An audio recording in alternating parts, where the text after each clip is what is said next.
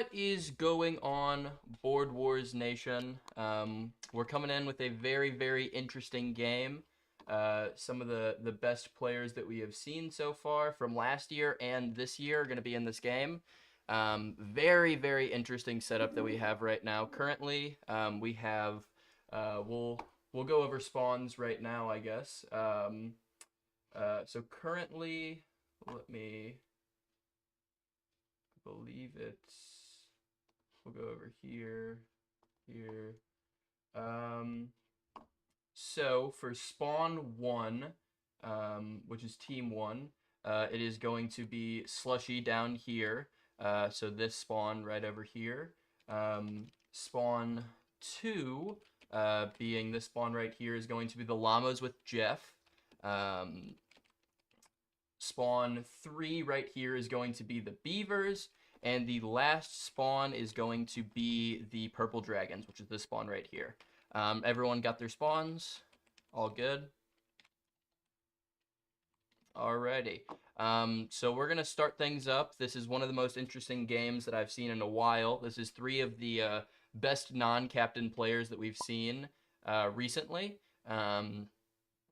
All going head-to-head in a game, in a divisional game. These are probably the second or first best player on all of these players' teams from Division A. And Ian Schneider is a very promising prospect as well. So we're gonna get right into it. At spawn 1, Mr. Slush, are you ready for your first pick, Mister? I am ready for my first pick. 100%. As what are you hoping for right now, Mister? Uh oh oh just hoping for Luffy. Oh, 100%. As your first card is going to be, give it a flip, mister. Oh, Alex Bruns. Mr. Irrelevant. This was the MVP of last year with a honestly pretty cool ability. His ability is called Mr. Irrelevant.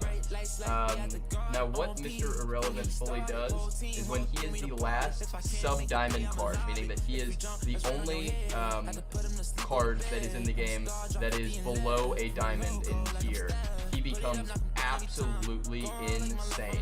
He gets a massive stat boost. Let me pull this up real quick.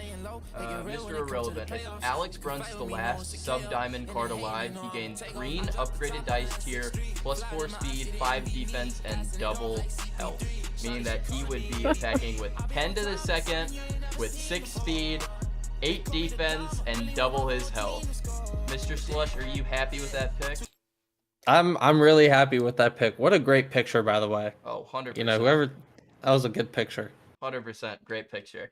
As we're going to go on to, I believe, Mr.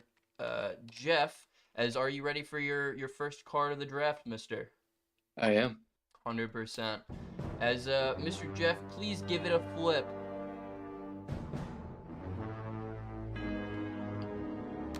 Finn Missile. One of the cards from Cars, with his ability British Intelligence. Now what Finn's ability is Finn can move any character within his range by using his speed. Meaning that if somebody's within your range, you could move them your speed anywhere that you'd like to.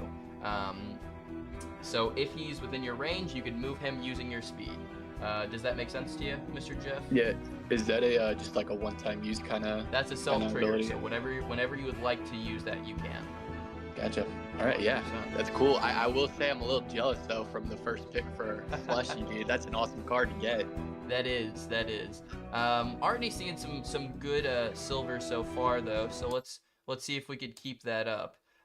As I believe next we're going to go on to Mr. Dieter, I believe. As Mr. Dieter, are you ready for your first card?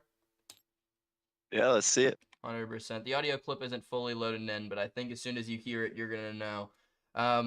Give it a flip, Mr. Dieter. Sheldon Cooper. One of the most annoying cards I have ever seen in my entire life. Not because of his ability, but just because. He has the ability Bazinga. Bazinga, anytime you would like to, you could use, I believe it's not an action. Let me just double check real quick. Bazinga. Oh yeah, so you could use your action to instantly gain an item, which is very, very good, right? No, that's crazy. Agree. However, every enemy in a tile or a 3x3 tile radius gets to attack you instantly. Nice. Now, there is something that's written on this ability that also isn't, or not written on this ability. You have to say Bazinga like Sheldon Cooper says Bazinga, or else I will not let you use the ability. Is that clear? Okay. Okay, 100%. Guess I gotta search up a video on how Sheldon Cooper says Bazinga. Just look at the guy and be like, how do you think this guy would say the word Bazinga? Okay? Fair enough. Fair enough. 100%, 100%. As we're going to go on to Mr. Schneider. This is his second ever first card in his Board Wars career. Are you ready for your next card? Oh my gosh. Oh yeah, just kind of sad feeling like my style's off the board, but yeah, I'm ready. Yeah, that's fair. Oh. Give it a flip, Mr. Schneider. SpongeBob SquarePants. SpongeBob SquarePants is one of the very few cards that has an icon, or an icon card and a normal card, being one of the most iconic cards in Board Wars of the cartoon icon or cartoon series. But unfortunately, you pulled the a little bit worse one of them. Goofy Goober is though still a very, very cool ability.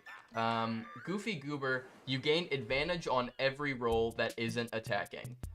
Advantage basically just means you're going to roll a second dice, and you're going to take the higher of those two.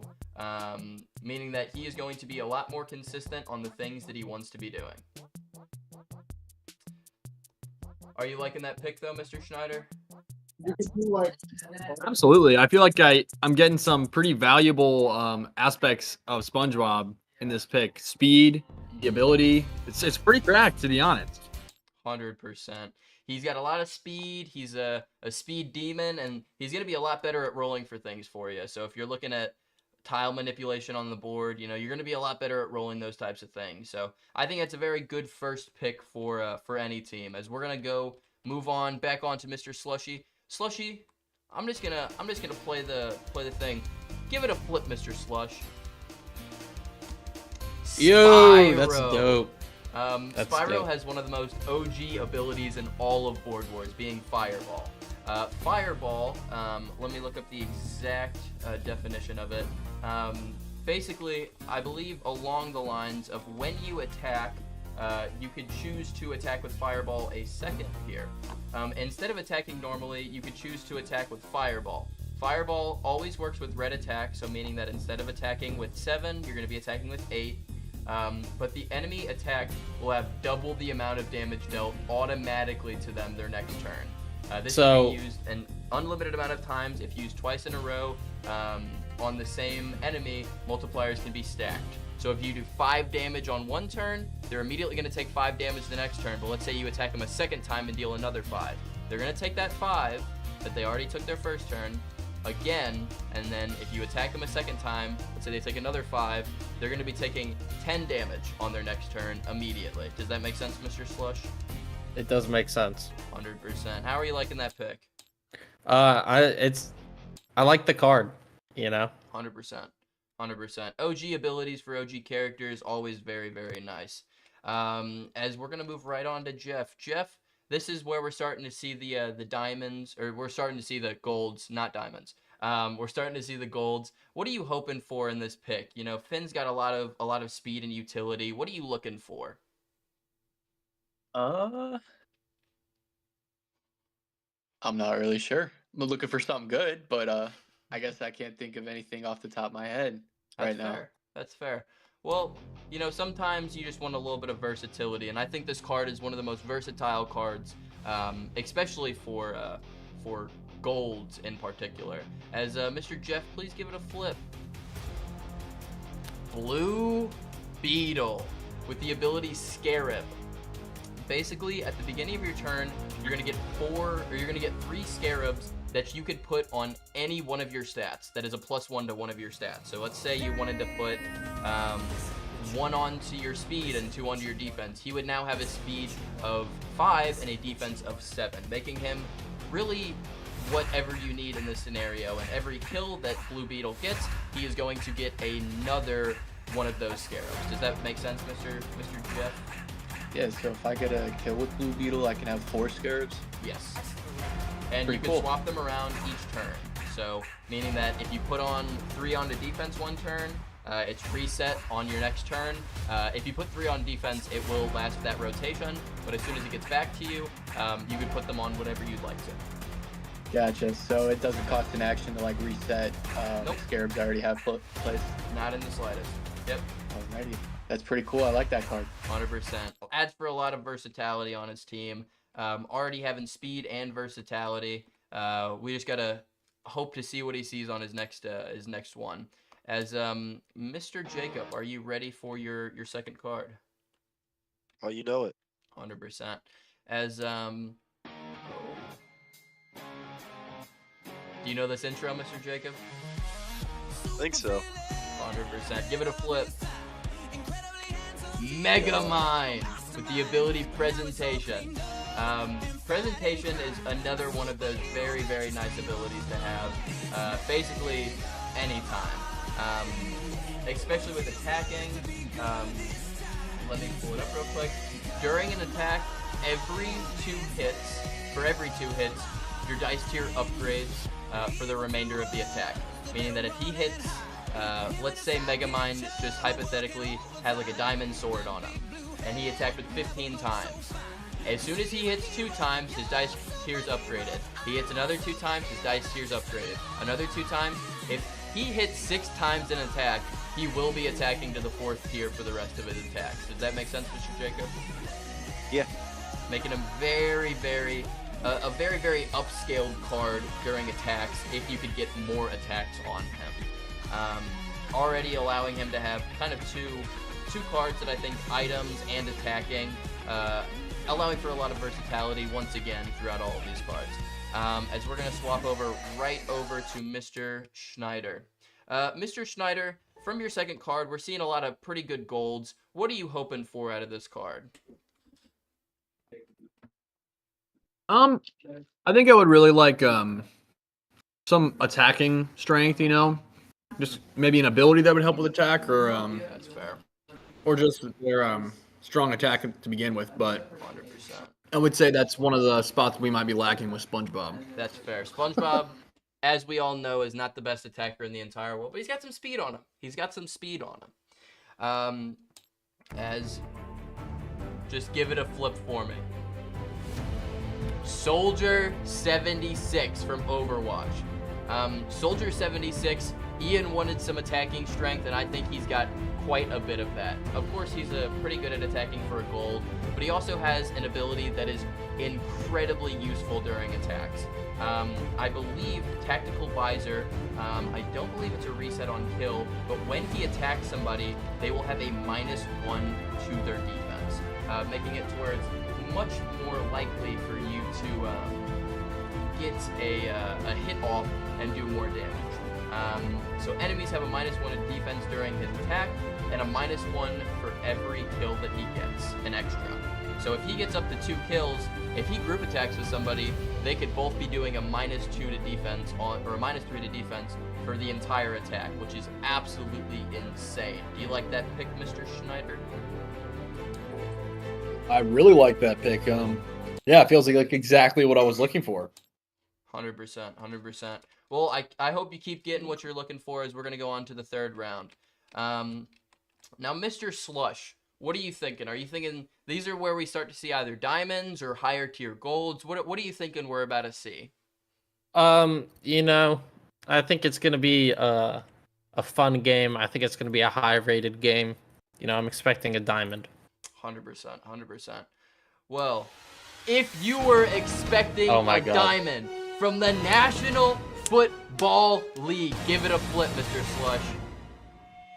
Hey, Justin that's it. Jefferson with the ability Dynamic. Justin Jefferson, I believe, is a wide receiver in the NFL with a ability centralized around around speed. Justin Jefferson can teleport to a teammate or enemy that is within his range of speed by exhausting 1 speed. Meaning that with a speed of 6, if somebody's all the way over in Doofenshmirtz and you're right here, a speed of 6, you can teleport right over to him just using 1 speed. Sick. Making him That's have a cool. lot of mobility.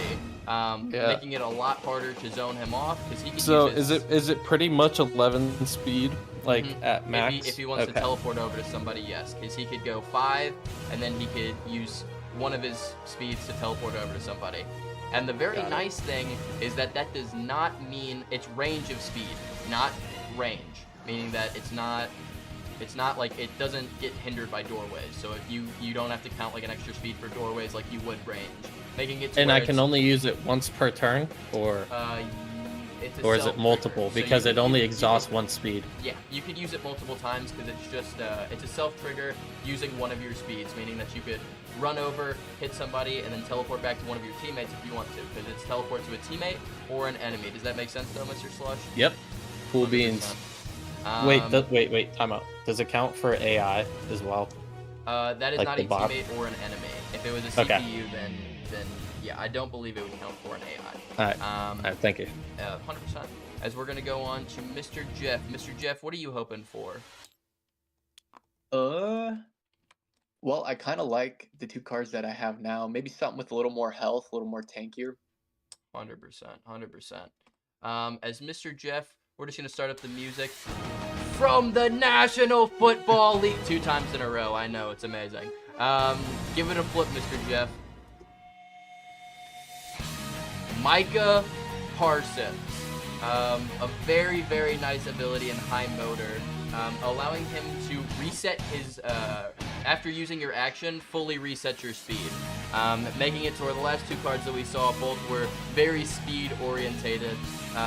But honestly, a speed orientated team having a speed reset, very, very nice. So as soon as you use your speed or your action, you could immediately reset your speed even if it was fully exhausted. Does that make sense, Mr. Jeff?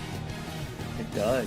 I like that. 100%. I hope you're liking that pick, as we're gonna move on to the next person, Mr. Dieter. What are you hoping for right now? Are you hoping for? We're starting to see diamonds. What are you thinking you're wanting? I mean, I'm hoping I get another diamond. It'd be weird if I get a gold, but You never know what happens in Board Wars. honestly, You I never think know. it'd be really funny. It'd be really funny if we get 3 NFL characters in a row. Well, if you wanted 3 NFL characters, you did not get an NFL character. Give it a flip, mister. From the X-Men, Nightcrawler, a very, very nice card to have, and the ability Teleport. Once per turn, for free, he can teleport anywhere on the board. Anywhere that he would like to. Awesome. Yeah, pretty basic. He's got 4 speed, 5 defense. Quite a nice defense, quite a nice speed. Doesn't attack the best unless he's in a home field advantage or as green. But still, I think the amount of mobility that he gives is absolutely amazing. But do you like that pick, Sure. mister? That's a great pick. 100%.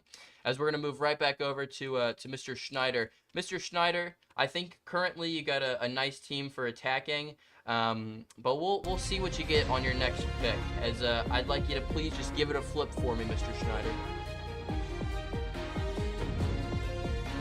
Invincible. Invincible is one of the highest attacking cards with upward potential that I have seen for a minute. He has the ability, I thought you were stronger. I thought you were... I thought you were stronger. Basically, every time he hits an enemy, every time he attacks an enemy, and you don't kill them, you gain this buff accordingly.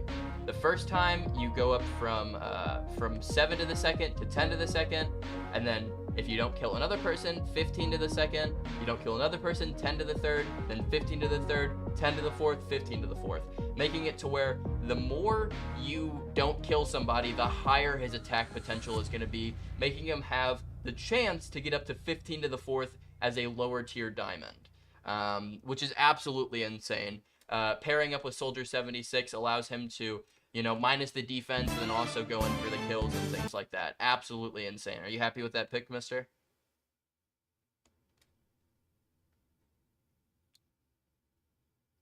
I'm going to take that as a yes, as we're going to go right on to the next part of the draft. Slushy, I'm going to ask you this again. What are you thinking? Because this is either where we start to see the double diamond games, or we start to see the top legendaries and bottom legendaries games. You know, these are some like pretty good diamonds. You know, I feel they're pretty strong diamonds. I don't know if you could really double up on diamonds. You know, so I'm thinking a legend. That's fair. As from Persona 5, give it a flip, mister. Joker. Ooh, wow. Persona. This is a very, very interesting ability. As if he deals 15 damage or more on your attack to somebody, you can enter their dream world. Once inside, you may attack their persona. This ignores all buffs and items, meaning that if like Blue Beetle, this would just be an example, has like a +3 to defense, that buff would be ignored. Or if he had like a power gem or something like that, that would give him defense, that would also be ignored. So you said if I deal 15 damage, I can then go into their dream world. Yep. So would my attack reset, or would it just go from where it left off? Once you go into there, you immediately start attacking the persona. So I believe it would not reset. But once inside, you may attack the persona. This ignores all buffs. If you deal damage equivalent to their max health, you respawn in their spawn. You respawn in your spawn with them as a part of your team. So if you kill this person off as that maximum damage from the persona, then you get to have them on your team. So what that fully means, I believe the attack That's crazy. The attack does reset. The attack does reset as soon as you deal that 15.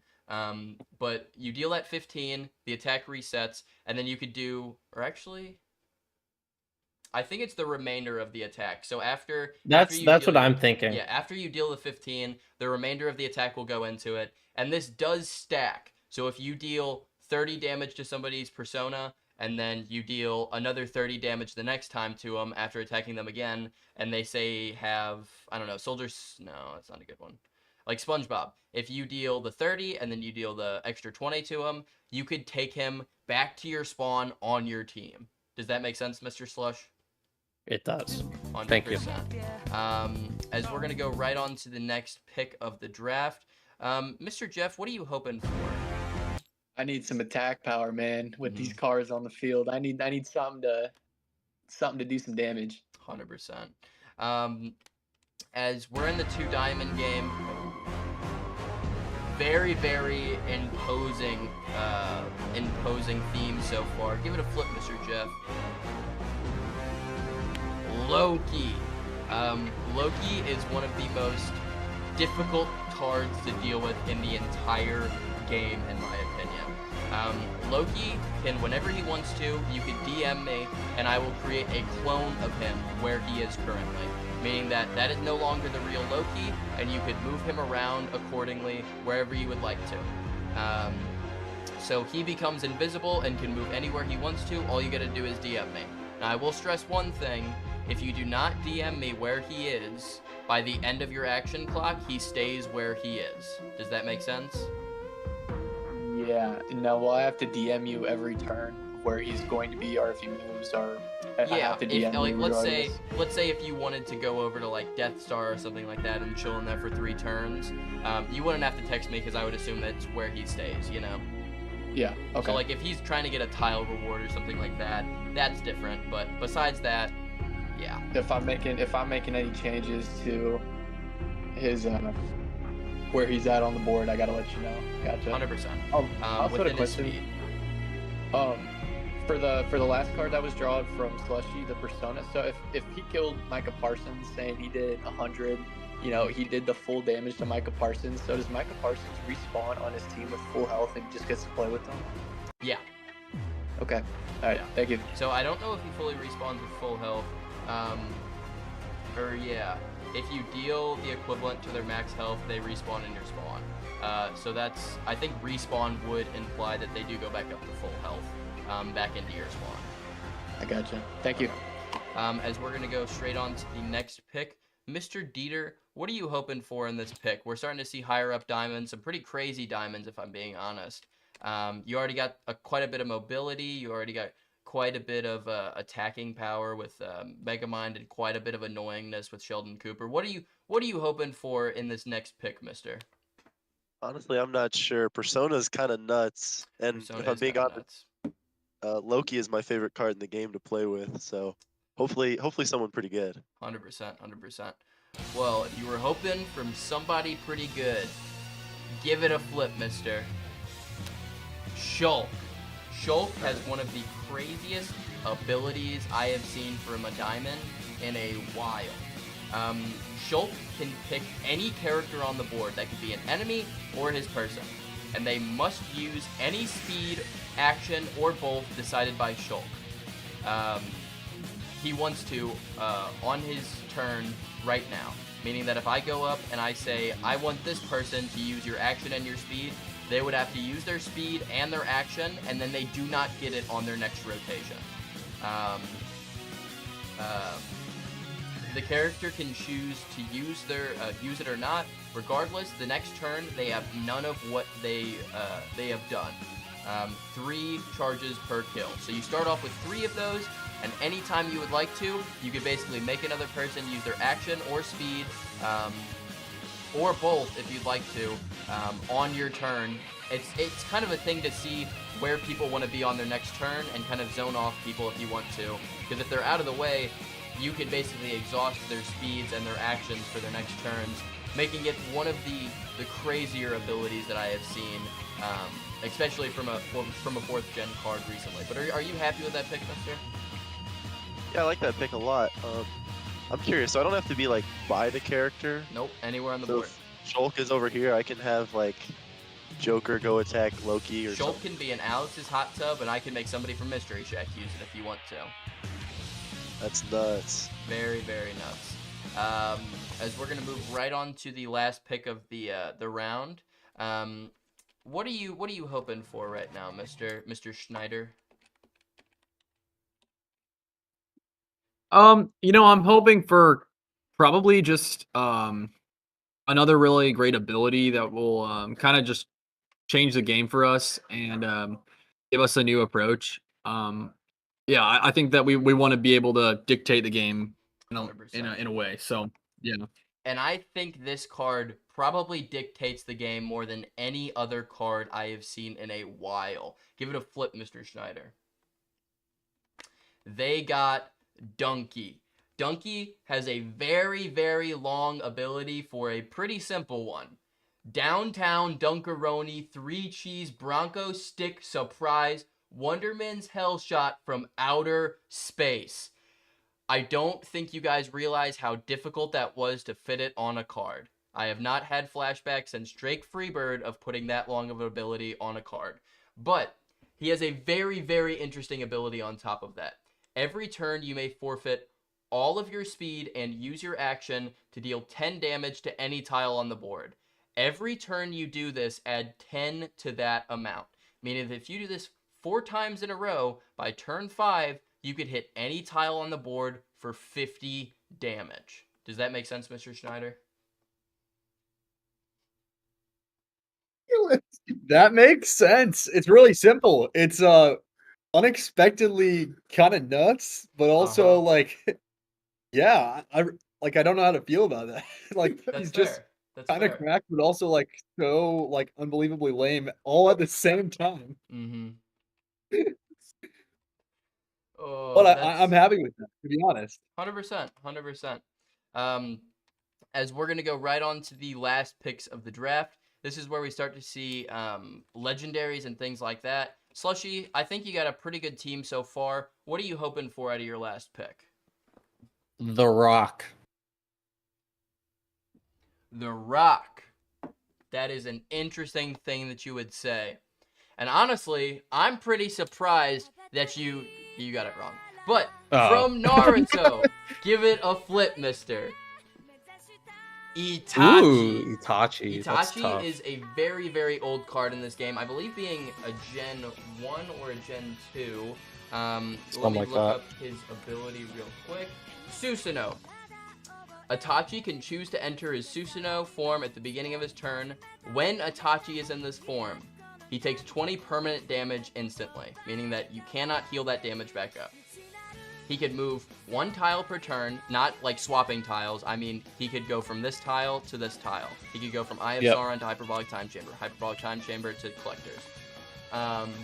He could attack anyone in a 3x3 radius with an upgraded dice tier, only one person in a 3x3 radius, and if he attacks an enemy twice, with his Susanoo form, they instantly die. Pretty crazy. Doesn't matter how much health they have, doesn't matter anything like that, they instantly die. Yeah, no, that's crazy. And so upgraded dice tiers, so 8 to the 4th in Susanoo. Yes, 8 to the 4th in Susanoo. All right. Right. As we're going to go on, I hope you like that pick, Mr. Slush. We're going to go right on to Mr. Jeff. Mr. Jeff, what do you think ties in your team just perfectly? You know, what are you hoping for? Because I know you said something about like some offensive capabilities. With Loki, did that strategy kind of change from your last pick, or what are you hoping for out of this pick, Mister? I think I'm still sticking with an offensive orientated guy. I've never played a Board Wars match with the team comp quite like what I got here, so personally I would like to play with something I'm a little more used to, but Yeah. I'm really excited to see what I can do with this team, because it's like I said, I've never played with guys with abilities like this. I feel like I'm definitely in an interesting spot right now, so 100%. As we're just going to go straight on to your pick.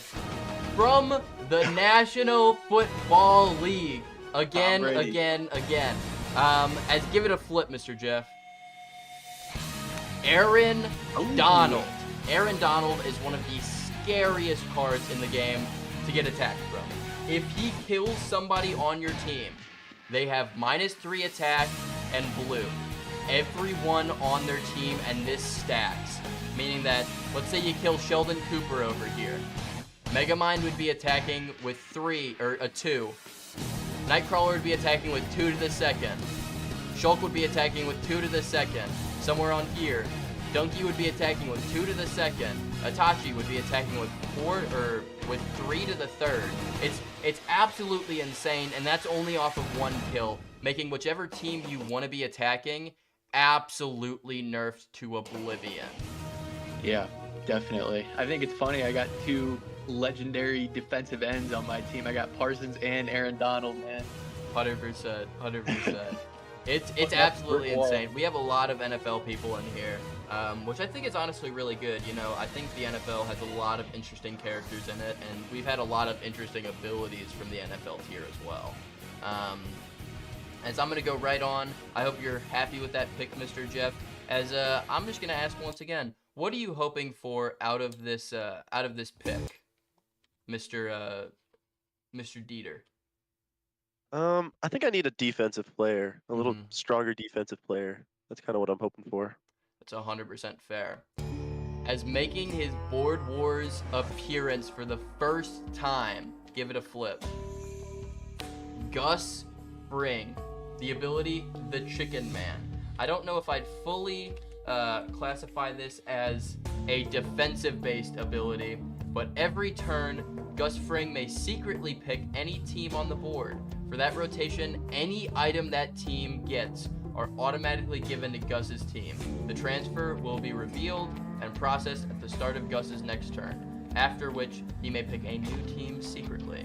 Now what that means fully is you could put it on Team 1 or Team 2 or Team 4, and basically any item that team gets at the start of your next turn, you get all of those, and you can put them on whatever team or whatever character you'd like to on your team. Does that make sense? Yeah. 100%. I'm assuming I Very, can't very use interesting ability before the game starts. Sorry, sorry, say that So again. for like Slushy and Jeff's first like turn, I can't secretly pick one of them. Unfortunately. That's what I figured. Yeah, That sounds good. I like him. 100%. As we're gonna go right on to the last pick of the draft.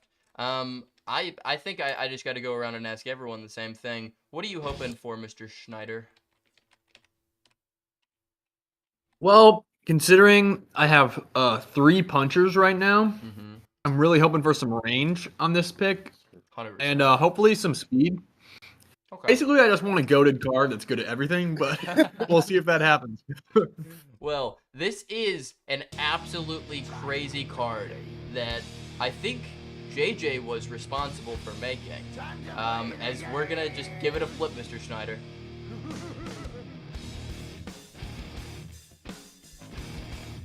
Triple H, a absolutely insane card. His ability is the game.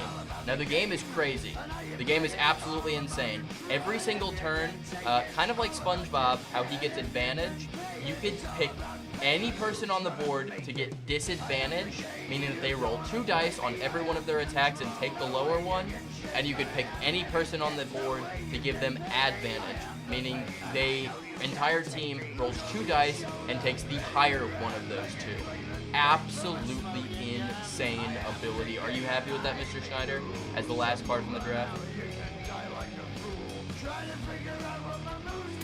With that card, could we pick ourselves? Yes. To, you like, can get the pick advantage? yourself. You can pick yourself with, I don't know why you would pick yourself with disadvantage, but I believe you 100% can pick yourself with advantage. Nice. 100%. As we're going to get right into the draft, or into the, give me 1 second. I'm going to pause this up. I'm going to grab the Undertale's music. We're gonna start up in 1 second. Everyone get their strategies down. Make sure everything's all good. So game 1. As we're gonna go right into it.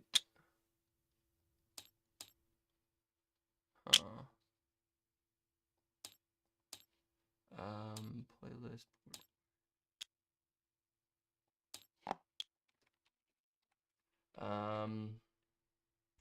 This is team 3, so here.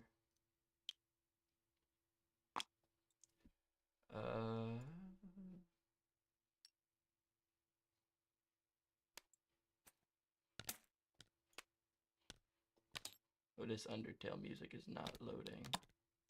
That's not good. There's that. Hey, how do you make the characters a little bit bigger? You press, don't do it to any of the NFL people, because they will get comedically big, comedically quickly, but you just press the plus key on them. Okay. Yeah, so like don't do it to Micah Parsons or Aaron Donald, because they fit pretty well on all of these, but for like Loki, yeah, you just press the X key, or the plus key. As Mr. Slushy, in 1 second, you will be on the action clock. Sounds good. I think. Wait, where did my... Okay. Here. As you are on the action clock, mister. Okay, you're gonna start with Spyro. He's gonna come out here. He's gonna go 1, 2. And he can shoot the basketball, correct? Yep. So that's That'd be 3 points. currently. Yep. Then he's gonna go 1, 2. Right. Unfortunately, he cannot. I believe currently you used 1, 2, 3, and then that would be 4 speed right there. Oh yeah, you're right. Okay. Alright, that's cool. Then we're gonna go here. 1, 2, 3. Okay. He's gonna shoot a 3. Cool. 100%. As that is your, I believe, 6th point. So we're going to grab 2 items for you, I believe is what it is. 2 items, yep. These are your 2 items right here, as it is Kryptonite and the Skeleton Key, as they're both going to go to Joker, and you could swap them off as much as you would like to. As you Alright, are back on the action clock. So I got 2 movement speed, so he's gonna go 1, 2. Yeah, that's cool. Alex Bruns is just gonna come out here. So Justin Jefferson doesn't take damage in here, right? Does sports characters not take damage in there? Yep, you are right. As you have 20 seconds left on the action clock. Okay. We're just gonna go right here for now, and then Alex, just chill there. Itachi. 10 seconds left on your first action clock. Itachi's gonna chill right here. Cool. Is that the end of your turn? Yep. Alright, 100%. As Mr. Jeff, you are on the action clock. Gotcha. So with the Fred McMissile ability, they all have to be in the same tile, correct? Or if Fred McMissile uses his ability, British intelligence, do they have to be in the same tile, right? It's within his range. So within his range, he could give that person his speed. All right, and then if say like I use British intelligence with Blue Beetle, and Blue Beetle gets to 5 speed, does he get his 4 speed after he's used that 5 speed, or is it just 5 speed? So it's an addition onto his speed. So it'd be like you would be up at 9. Okay, I gotcha. Yeah. All right, so. And then let me double check this real quick, because I think British intelligence. Finn can move any character in his range by using his speed. So fully, I think I might have gotten it wrong. Within his range, if he was like right here, he could make you go 1, 2, and that's as far as he could go using his speed. So it has to be within his range. Does that make sense? Yeah. Okay. So he can't just give them all 5 of his speed. He has to give them the range while they're in his speed or within his range. Does that make sense? Yeah. So he's gonna go 1, and he's going to use British intelligence. 100%. And Aaron Donald's gonna go 1, 2. Micah's gonna go 1, 2. Okay. Beetle. So basically, after the first 2, he can't use British intelligence anymore. I want to let that be known. Okay. Yeah. Okay. So then, Micah and Loki both use speed off of their base cards then. Cool. And he's gonna go 1 up into there, and then Fred McMissile is going to do the home run stadium. It's going to attack. Okay. The home run stadium. Who's gonna do it first? Fred McMissile. Cool. 100%. As we're gonna go right over here.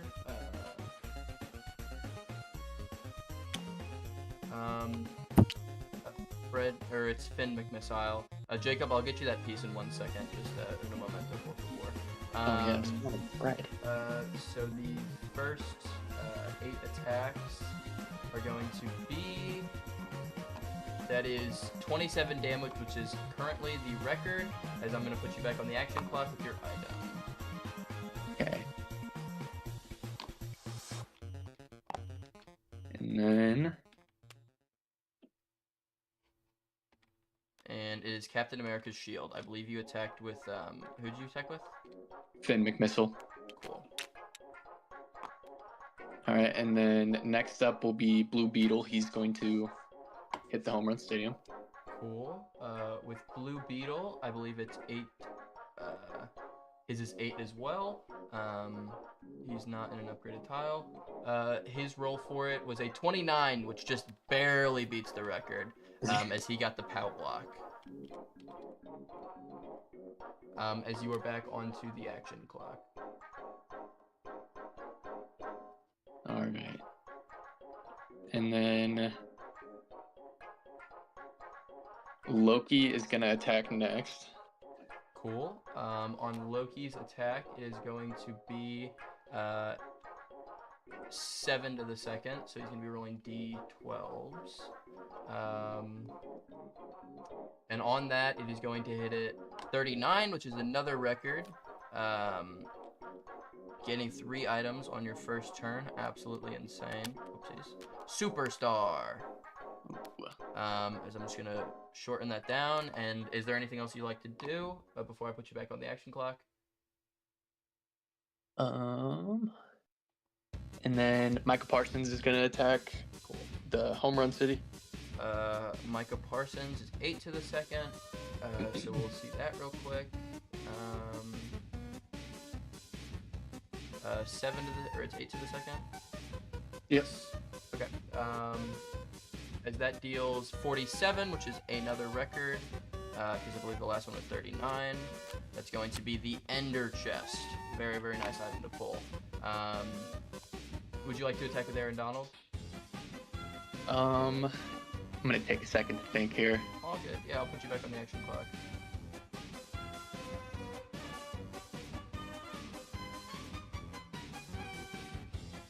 Okay. Micah Parsons is gonna drop the Ender chest, and Aaron Donald's gonna pick it up. Gotcha.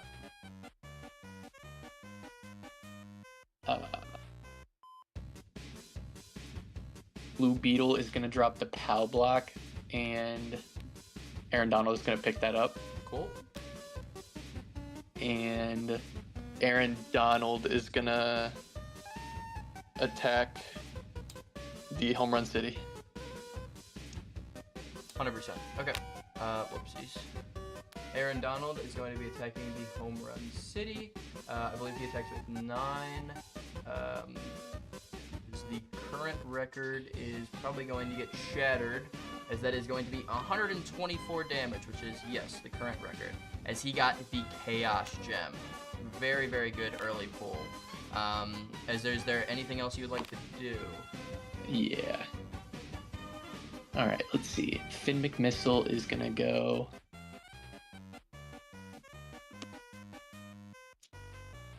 I'm gonna have Finn McMissile go here. I don't believe he can, because he uses his speed to get up To there. move So, other like, players. Okay. Yeah, So, I then think the he would farthest he go could get there. was right there. Okay. I'm gonna have Loki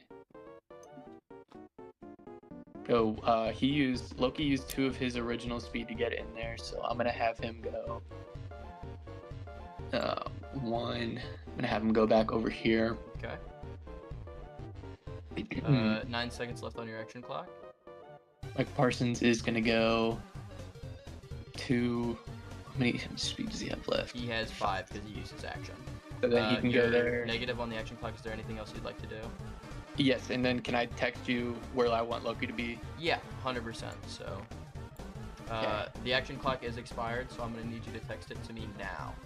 And in the future reference, you should be texting it to me during your turn, because if it hits the end of the action clock, that's when it's gonna be immediately. It's over to the other person. Does that make sense? Gotcha. All right. Sorry about that. No, all good, all good. Do you have my number? Yeah, I can just DM you on through Discord. Yeah. Okay. Who are you DMing on Discord? Gazel. Gazel. Okay. I think I'm on Gazel currently. Yeah, I am. Just do it. Where'd you use the clone? Where'd you make the clone? Because I don't believe you could get to that location. Because it's not like you teleport somewhere else. It'll be basically like you have to use your speed to get over to places. Oh, okay. Yeah. All right. So then, okay. Then I'll okay. I'm gonna need it in like the next like 10 seconds, or I'm gonna assume Loki is where he was. I think that should work. Yeah, that definitely works. Okay. As I'm going to go on to the next person. Jacob, you are on the action. But clock. before the clock starts, can I get my character? Yeah. Let me see if we have a figure for him. I don't know what happened to the. Oh, can you not see this? Oh, now I can. I didn't see him before. Oh, okay, he's right there. I'm gonna. Do you see him though? Alright. Like, Yeah, I got him He's now. not white or anything like that. Okay. Oh, he's good. Okay, cool. Alright, first thing I'm gonna do, I can start. Idiot. What?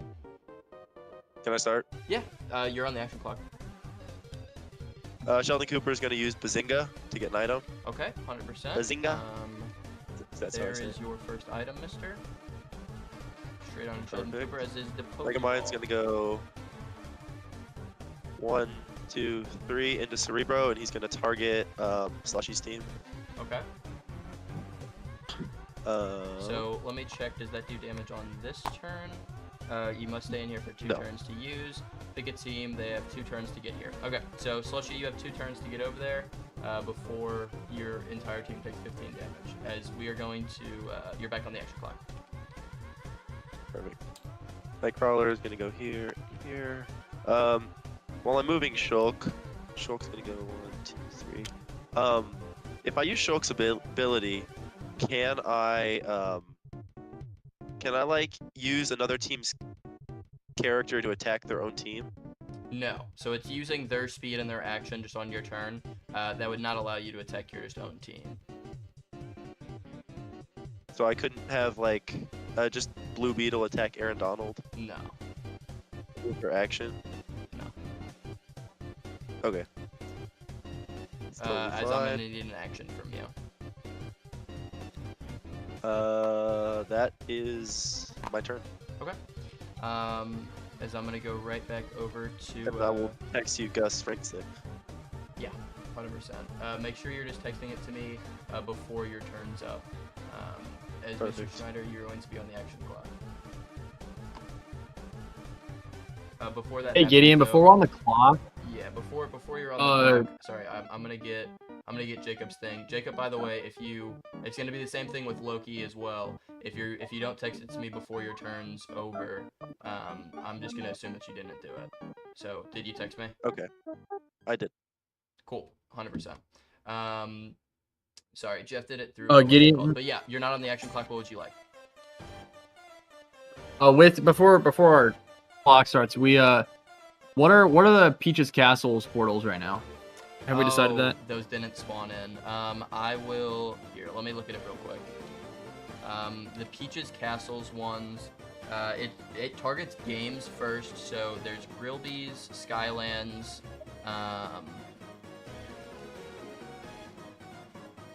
Babam, but that's already in there. Sega, that's already in there. Mercy's could be another one, and then this could be another one. So I'm gonna roll for that real quick. It just Also with the Collector's Museum, I think we have yeah, I'll put those in there. Give me 1 second. Okay, I'm gonna roll for the Peaches Castle one. So Okay, cool. A 1 and a 2, Grillby's in that. 3, 4, Mercy's Office in that portal. Okay. So the first one is going to be a 2, which is going to be Skylands. I'll make a clone of that real quick. And then the other one, a 2 is a reroll. That's a 4, so that is the end portal. Okay? Cool. I'm going to put these in here real quick. Can you guys set those back up where they were? As I'm just going to make these tiles small enough to where they're on top of it. Okay, there's that. And then here is this. And then the 3 items that are going to be in here are 1, 2, 3. So it's going to be the Cool Shades. Very, very cool item to be in a very, very cool tile. The Ender Pearl.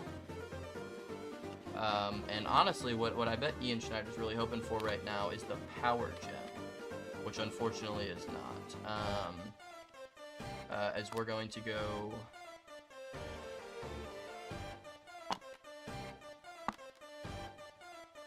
Okay, as Mr. Schneider, I'm going to put you on to the action clock.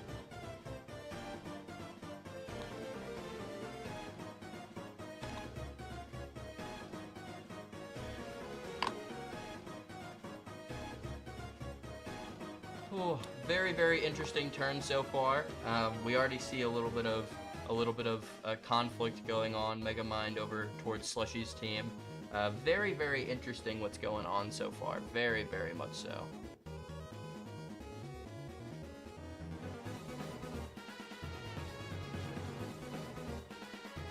Very, very much so. as Mr. Schneider, you got a minute left on your action clock. Very, very smart. All right. move We're play. gonna What's start. Yeah, we're gonna start with moving Donkey to Grillby's. up? Cool. And he'll just hang out there. And then SpongeBob is gonna go over into Skylands. Cool. And then Soldier 76 just shoot some threes. Gotcha. Over there. Gotcha. And that's 3 then points. I'll reset your. I guess action clock. we'll. Okay. And then do we have to roll for that? And, we have to roll for that for shooting threes. Roll for shooting threes? No. Yeah, Oh, you, is that you just- just have 3 points. Oh, okay. Sick. All right. Sorry. All right. And then we have 30 seconds. Just give me a quick second. All good.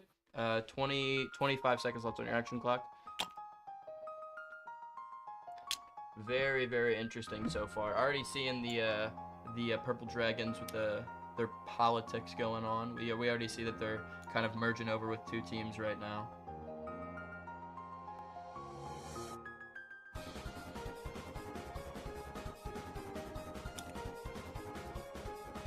Would you like to shoot a basket with Invincible? You're on negative action clock. Yeah, we're going to shoot a basket with Invincible, yeah. Cool. So you're up to another 45 seconds, and then also with that, you are on 4 points currently, I believe. Okay. How many points do we need? 5. As soon as you get 5, you get 2 items. Okay. Okay. Sounds good. And then we'll just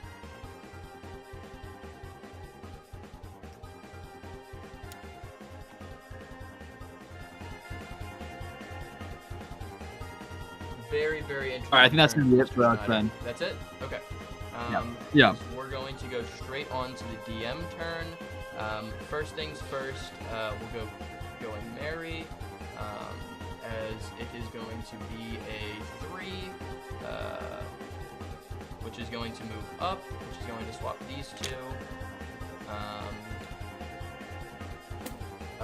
And then get out of the way, Mr. Bag. Thank you. As we're gonna look at Eye of Sauron, I see 2 people right here. That is a 12, which is fine. Yeah, it's fine. As we see nobody on Jacob's team, and I believe nobody on nobody on Ian's team. As I don't believe there's anything else. No, there is nobody else. As we're going to go straight on to Mr. Slushy's next turn. Hello, how you doing? Yep, He's you're on mixing the Slushy clock. together. What's going on? Is Soldier 76 and Invincible together? For I? Yes, they are. Yes, they are. I'll roll for that real quick. I appreciate you, Jacob. Sometimes I could overlook things, as that is going to be a 13, which is safe. But once again, still appreciate you calling me for that, Jacob. As Slushy, you are on the action clock. All right, follow me here. Yep. Justin Jefferson is gonna use dynamic, Okay. so he can get between 6. This is 6 feet away.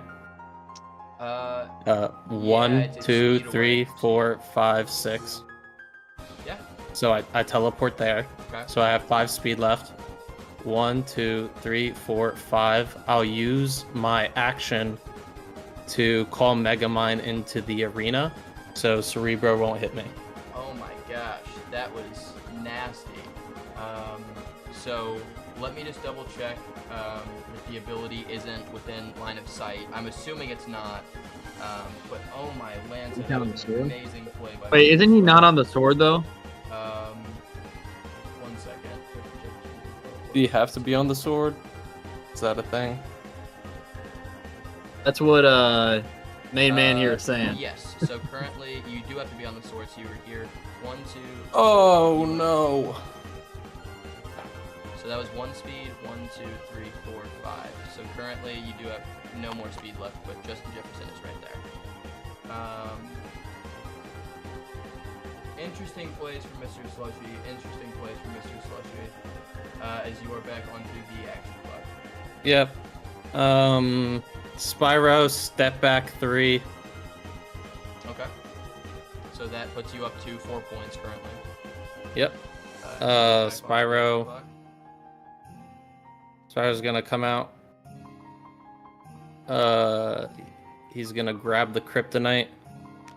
Alex Bruns is also gonna step in, grab the skeleton key. Okay. Then step back out. Joker, walk in, step back 3. Okay. So you said you used Joker and Spyro both as walk in step back 3s. Yeah. Okay, so that should put you back up to I think 4 points because it was. I'll be at 7. So Yeah, so you would have 3. You would have 2 extra points. yeah, 2 points. Alright, cool. As these are your 2 items, they both go on Mr. Joe. So you're the last person to get it. You can swap those around how you'd like to as you are back onto the action clock. Itachi is gonna go 1, 2. Okay. He's just gonna chill there. Joker is gonna go 1, 2. Spyro's just gonna chill here. Okay. Mystery Shack takes an action, right? Yes, it Yeah. does. And you cannot, just remember, you cannot trade away items that you just currently received. So I Yep, think- yep. Yeah. Alright.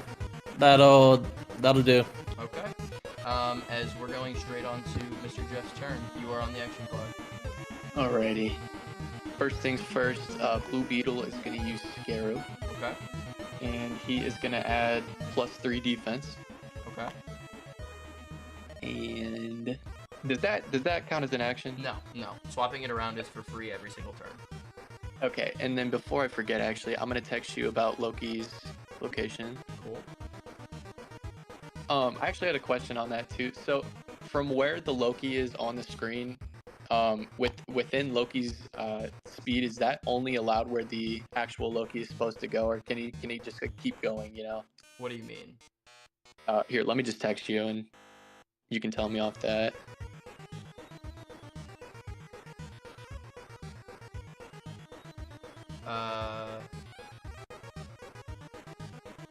Even. Yes, he can get there, but just remember, he could get there depending on where he is in the tile. So always remember to text me exactly where he is in the tile that he's in as well. Okay?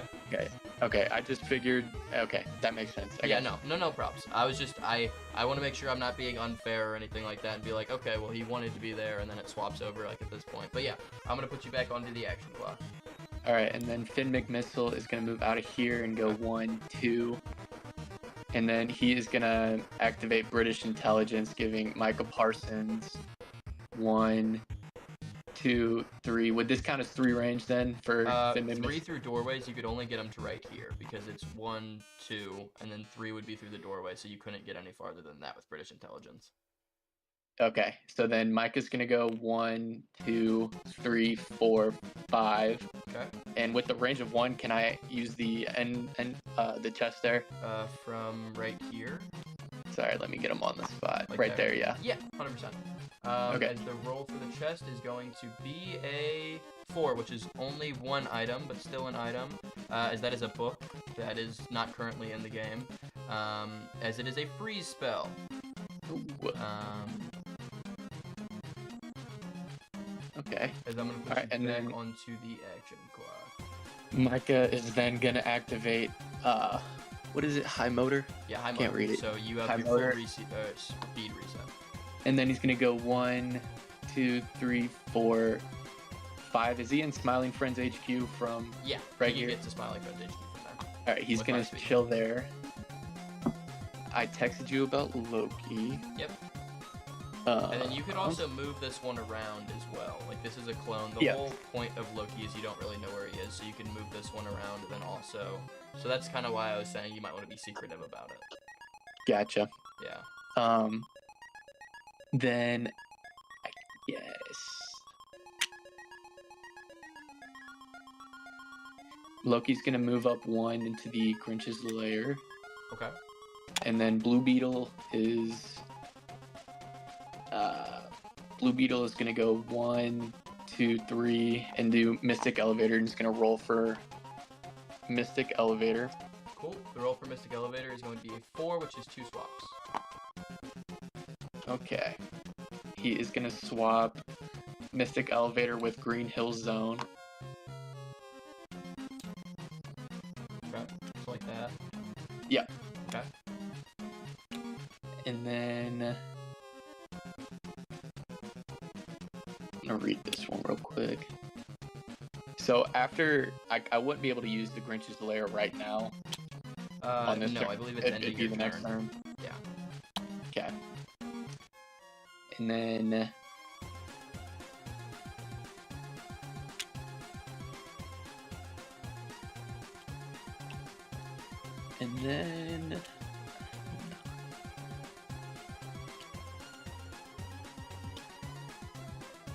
And then Aaron Donald is going to attack the Home Run Stadium again.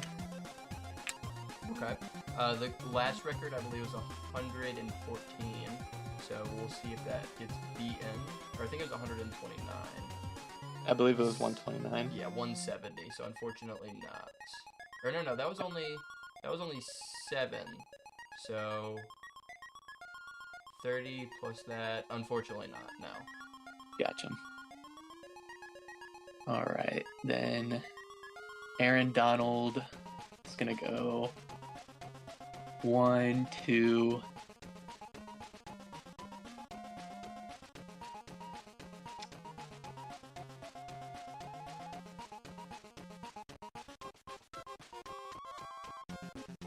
Hold on. 25 seconds.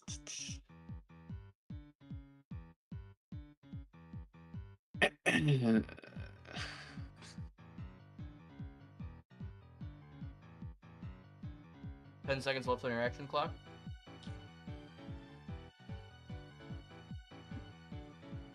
Aaron Donald is gonna go 1 into the Grinch's Lair, and then would that count after the next turn? Would I get two chances to give a character blue? So I believe it's after one turn. So after one turn, you could Yeah. give a character on a team blue. So you could pick 2 characters right now because you have the Grinch, or you only have this guy in there. But yeah. Okay, so if I have both of them there, then I get to choose 2 characters to have blue. You would, After- but Gotcha.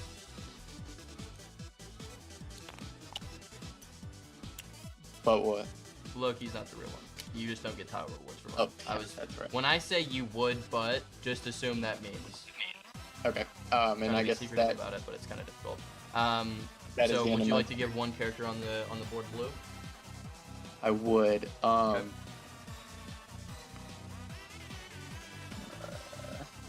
Who I'm would you like to gonna choose? Your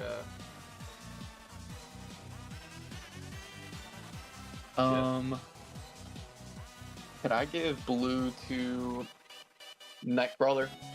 okay, Nightcrawler as blue. As we're gonna go right on to Jacob. Jacob secretly put it on Slushy, so he gets these 2 items right here. At the start of his turn, as Mr. Jacob, you are on the action clock. Alright, I'm going to use Shulk's Monado to move Justin Jefferson.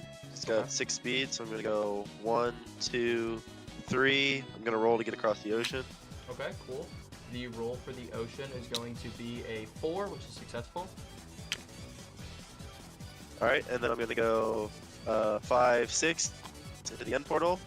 Okay, so he teleports to the middle of the end portal, which is right there.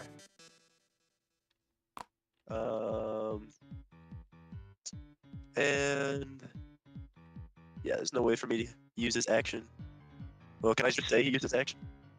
Yeah, you could say he uses his action. And Alright, he he gets to uses his choose action. whether he uses his action or not, but currently he has Oh. 1, 2, 3, 4. Yeah, he has 1 speed left and no action on his next turn. He could choose to use it or not, but he doesn't have anything to use his action for. Perfect. Okay, so no Alright, action and 1 speed left on his next turn. Sheldon uses Bazinga to get another item. cool. So Gus Fring attacks him immediately. Oh, that's how that works? Yeah. I see. Or well, wait, no, I think it's enemy specifically. Here, let me double check. I thought it was enemies, but I think how it was Might be specifically right. supposed to be is that everyone attacks him because he's so annoying. it says an enemy. I think but it could does be say wrong. enemy as well, which I was kind of confused about. I thought it was supposed to be everyone, but I think it does say you instantly gain an item. However, every 3x3, every enemy in a 3x3. Yep. So you just get an item. No probs. Perfect. Let me grab this one right here, as it is going to be a book. You don't get Mercy's staff, as that goes straight on to young Sheldon. Some great items from Sheldon early on. Huge. As we're gonna Okay, go here. Gus Fring's gonna move one over here. He's gonna pick up Mercy's staff from Sheldon. Then he's just gonna go one back. Might as well pick up the sword. And I believe that is gonna be the end of my turn, except for Yep, Dan assist Lee's. I get character. this fighter. As the assist character that you're gonna pull is going to be Mercy. Mercy Oh my and Mercy. gosh. 100%. As I'm gonna Huge. spawn into Mercy for you real quick. We'll go to components. She will be this bishop, because that makes sense. Don't Yep. move her just yet. Mercy. Right there. As that is going to be the end of your turn, we're going to move it straight over to Mr. Schneider.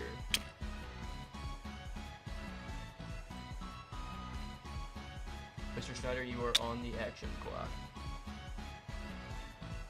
Very interesting turn so far. We've seen some pretty crazy plays from JJ and from Mr. Dieter. Directing him through Peach's Castle was pretty nuts, I'll tell you that right now. And I think also the way that he got there as well. Now, there were certain things that JJ probably could have done a little bit better to get over there, but I think the plays that happened to get over there was pretty crazy as well. Just showing how these players know how to use these top tier cards very Gideon, well. What's I'm up? going to use Triple H to give ourselves advantage, Okay. but we're not gonna give anybody disadvantage at Okay. the moment. Cool. And then I'm gonna follow that by moving SpongeBob to TARDIS, and I'm gonna use his ability with the advantage roll to roll for TARDIS. Cool. So on the advantage roll, it's going to be a 5, which is successful.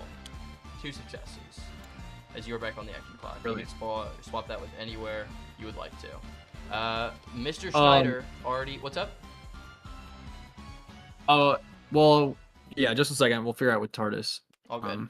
Mr. Schneider already having better luck on the TARDIS than he did the last time. I remember the last time he got absolutely stranded, and then somebody's top cards kind of swapped over their spawn. Much better start to the game for Mr. Schneider already. But Mr. Schneider being very smart about where he's placing his stuff. Very intelligent plays from Mr. Schneider so far. All right, we're gonna switch TARDIS with the Candy Kingdom, Okay. and then we're gonna use Donkey's ability, and we're just gonna an empty square tile right in front of us. Okay, cool. So we'll just say like Skylands or Radiator Springs, yeah. Yeah. And then as long as we've used the basketball shots, I'm gonna need an action. to get more points. What's up? Yeah, we'll use the So, actions. I believe last turn you were up to what, 4? Or So yeah. you had, so that's 1 item from there and then a 3 point, so you're up to 3 points. Or, 3 points currently, and then 2 items. Okay. Yeah.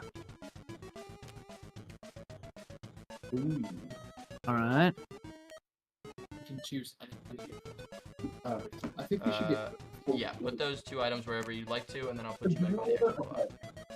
Let's put Triple H in here. Let's put in the 1, 2, 3. Let's keep those guys in there. Let's move Triple H into TARDIS. Okay. He should have advantage as well. We're going to roll for TARDIS with Triple H. The roll for him is going to be a 4, which is successful. Okay.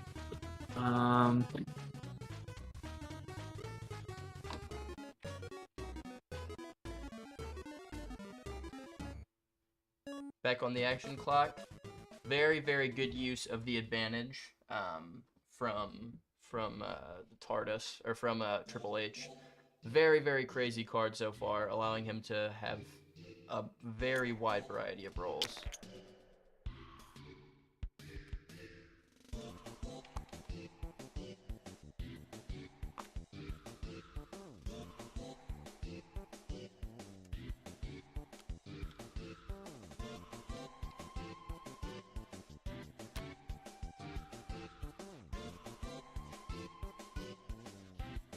You're up on the action clock. Could I please get an action? Yeah. I'm gonna move TARDIS just to my center. There. Yeah, my center spawn square, and then Invincible is gonna go into the Collector's Museum, and Soldier 76. Yeah, where do we want to put him? Yeah, we'll just put him in Rick's workshop, and then pick that up. Okay. And let's go.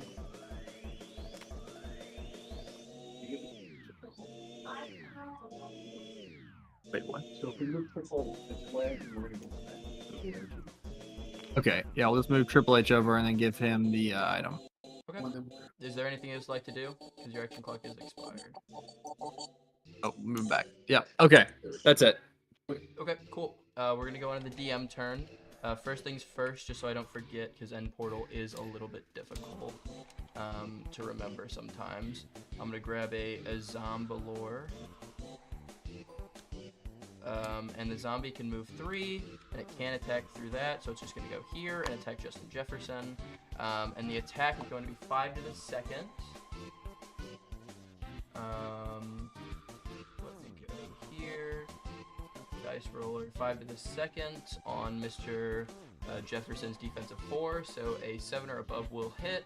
That is going to be 1 hit only, for a grand total of 3 damage. I'm going to put that down real quick. So that leaves Jefferson at 87. Let's save that real quick. Should be updated on the stream, and then we're gonna roll for keepers. So on Slushy's team, there's 1. I believe that's it. So on Slushy's team, it is going to be a 17, which is fine. Very much so fine. Nobody on Jeff's team. Micah Parsons, Blue Beetle, Aaron Donalds. Hey, where's Finn McMahon? There he is. Okay, yeah, we're all good on that one. And then 1 on Jacob's team. Oopsies.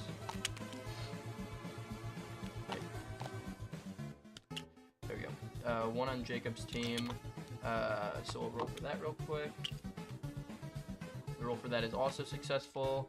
And I think there's only 1 on Mr. Schneider's team. And we'll roll for that. And the roll is going to be a 12, which is also successful. We'll roll for going Merry. And then JJ, you will be on the action clock. As the roll for it is going to be a 2, which honestly might be back up. Moves right. So, like this. That going Merry just really likes messing people up. Something that you wouldn't expect, but honestly happens quite a bit. As Mr. JJ, you are on the action clock. We're gonna move Alex Bruns right here. Okay. Justin Jefferson's gonna teleport out. 1, 2, 3, 4, 5, 6. Okay, so he's at 1 speed, or yeah. 5.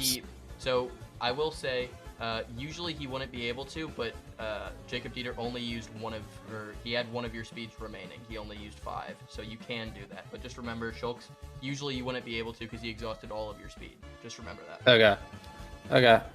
So I have 5 speed and an action, or no action? No action. Actually, Jacob, I don't think you specifically stated that you didn't get rid of his action, did you? Jacob, could I have confirmation on that? He still held action. I didn't use it. Okay, cool. Yeah, so you still have your action.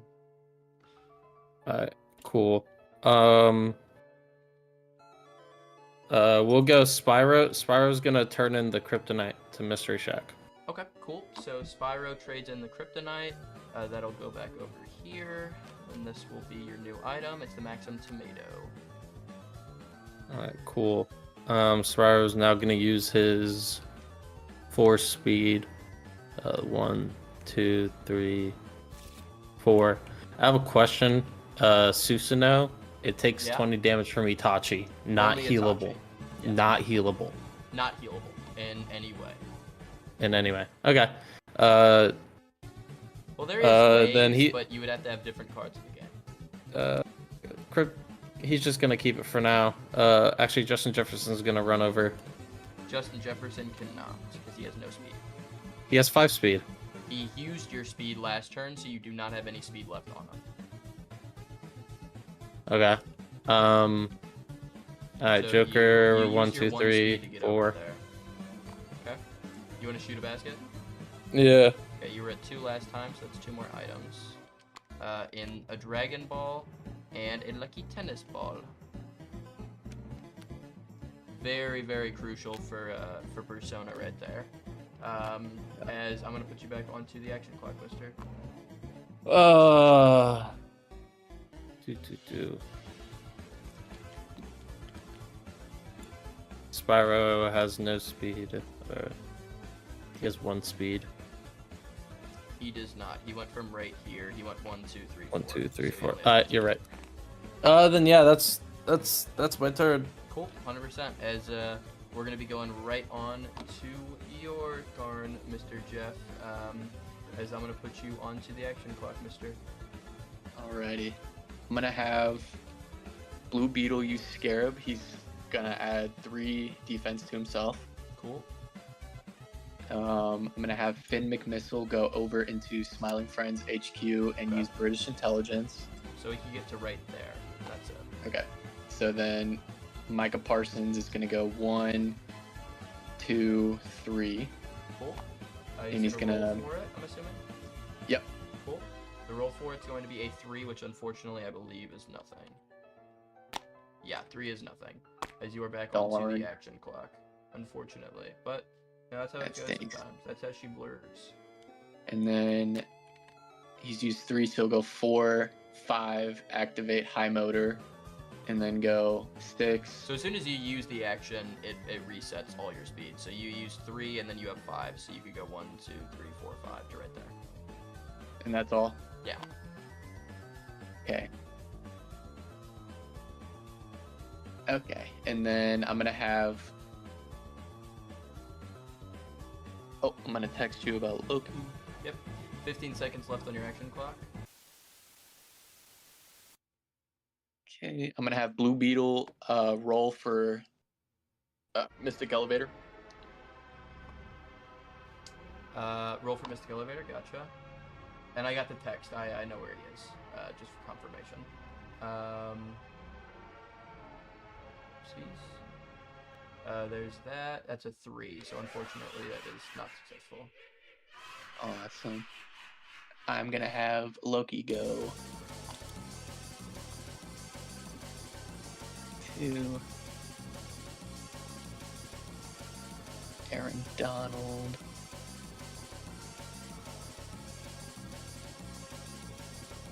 So with the Chaos Gem, is it just a one-time use?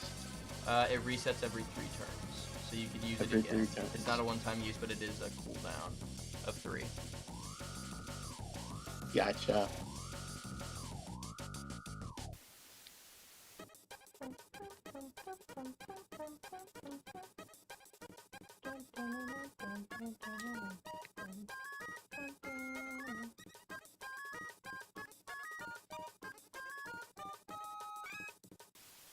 All right. I think I'm gonna end that there, and then I get the Grinch's Lair again with Aaron Donald. Yep, so it's for 1 turn, by the way. So you give a character blue attack after 1 turn. So is that honestly permanent? I think it might be. So who did you give it to last time? Nightcrawler, I believe. Okay, Nightcrawler, who would you like to give it to this time? And did you say it was permanent? I believe so. It doesn't say anything about it going away. Okay. but I will have to push you for a decision. Okay, then go ahead and give that to Itachi then. Okay, 100%. So Itachi now attacks with blue.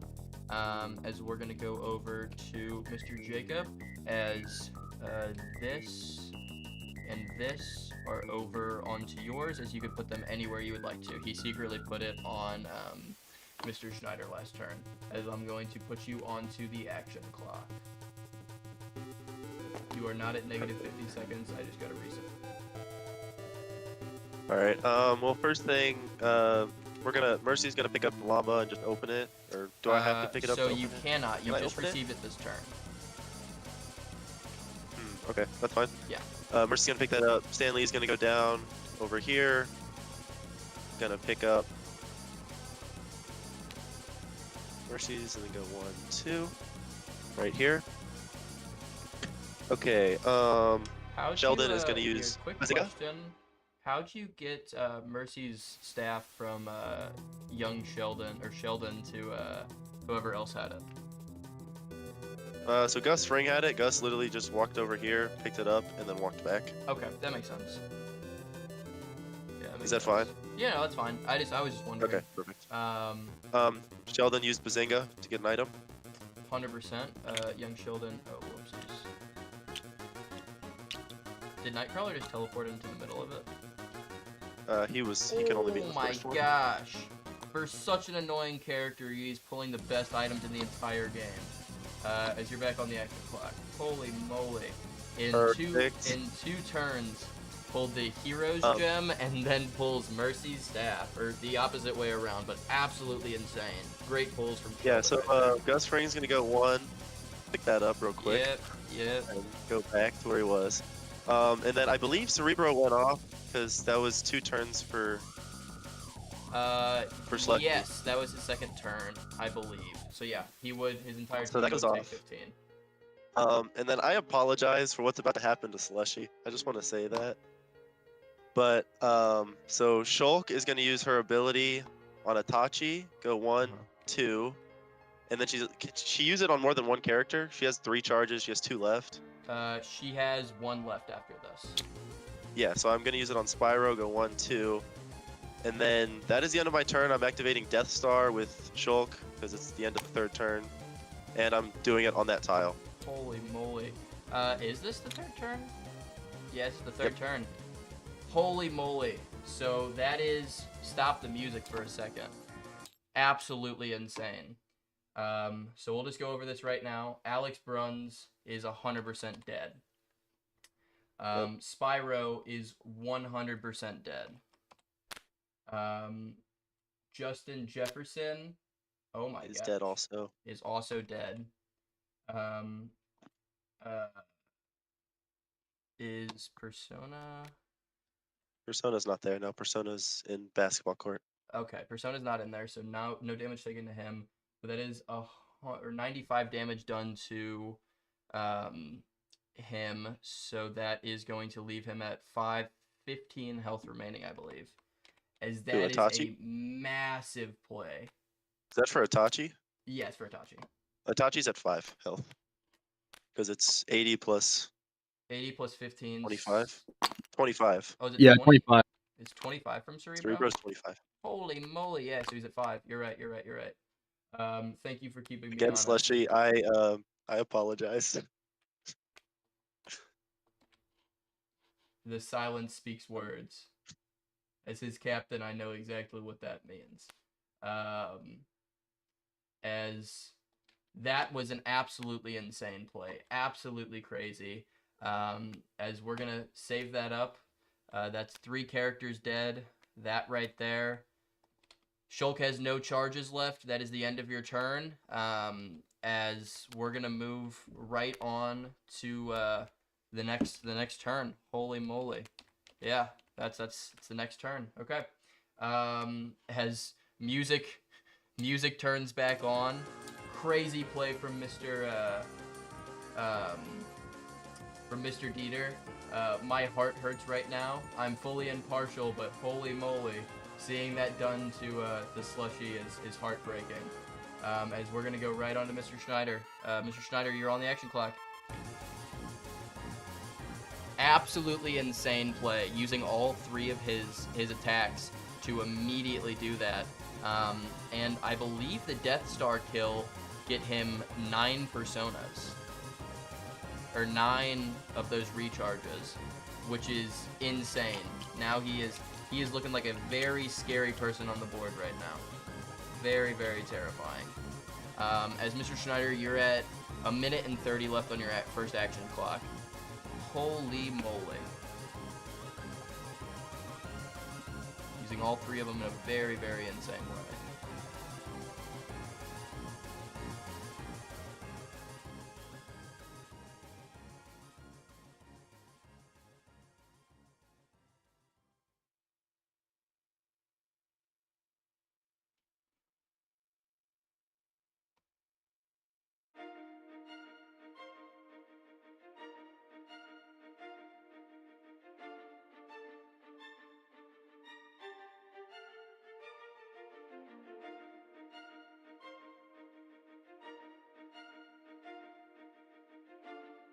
As your 30 seconds left on the action clock, mister.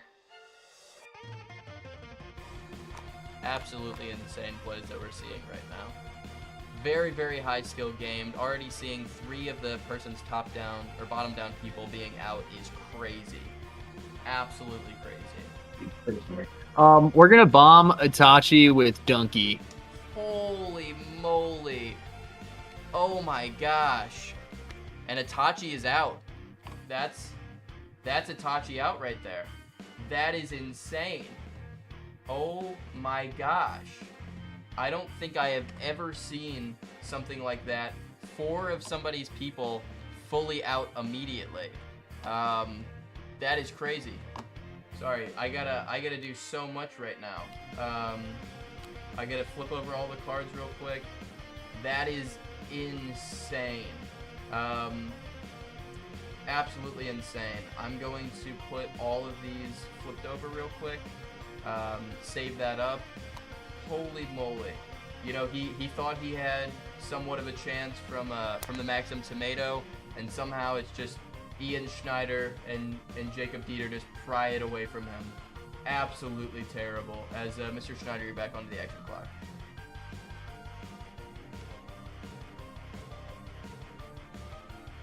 We're gonna roll for TARDIS with SpongeBob. Okay, give me 1 second.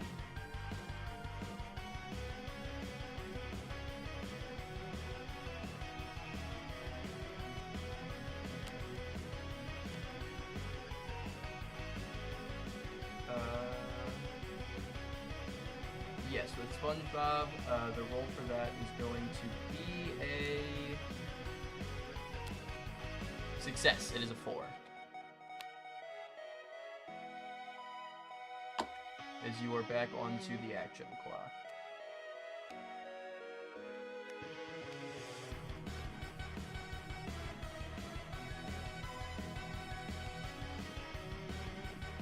We're gonna roll. We're gonna move TARDIS over to that blank spot on Slushy Spawn with the items. Cool. So right there. Yeah. Here, I'll. Yeah. Give me 1 second. This one. These were right here. Or no, Yeah. They were right here. They were right here. So much range. Okay. And then we're just gonna.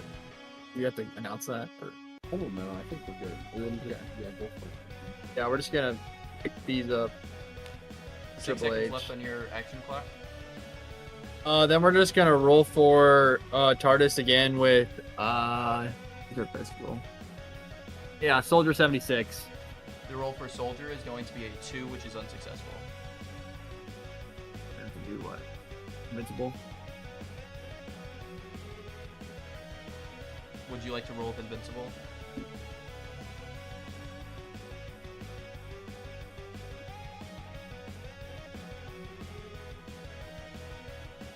Do it with him. I'm gonna roll for TARDIS with Invincible. Cool. It is a 6, which is successful. Okay, I'm just gonna move it back to where we started. Cool. So right here, I believe. Yeah, that's it. Okay. Cool. As I'm gonna put you back onto the action clock.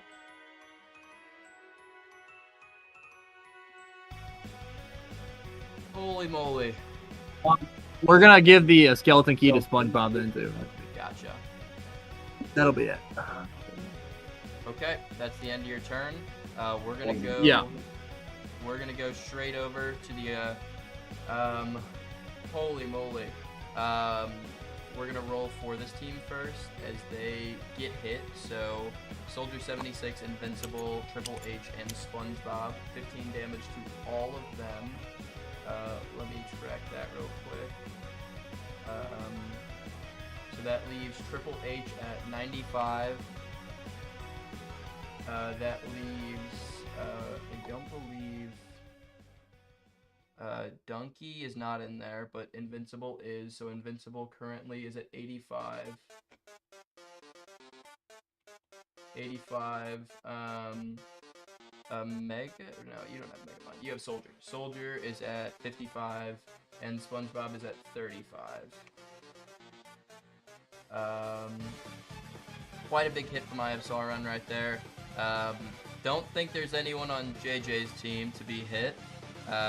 Micah Parson and him at the 20, so it does not hit. Nobody else, I believe. Yeah, everyone else is pretty spread out. And then we're gonna go for Going Merry. It's gonna be a 4. That's a 3, which I believe is going to be down. No, it moves up, so that's gonna be like this. I believe so. Yeah, 3 is a move up. As I'm going to, before putting Mr. Slush on the action clock, I'll even pause the music on this one. Slush, what's going through your head right now? You just had one of the craziest plays I've seen in a while. Just got hit by. So what are you thinking right now? What's going on in your head? You know, the game's the game. Not really much I could do there. Jacob had a beautiful play. Like he was saying, listen, there's nothing to be sorry about. That was a fantastic play. No hard feelings. At this point, just got to start throwing Hail Marys. That's fair. That's fair. Sometimes you just got to start throwing Hail Marys. And I think we're going to start seeing that with you, mister. This is the part that makes that separates the good from the great. As I'm gonna put you back onto the action clock, mister.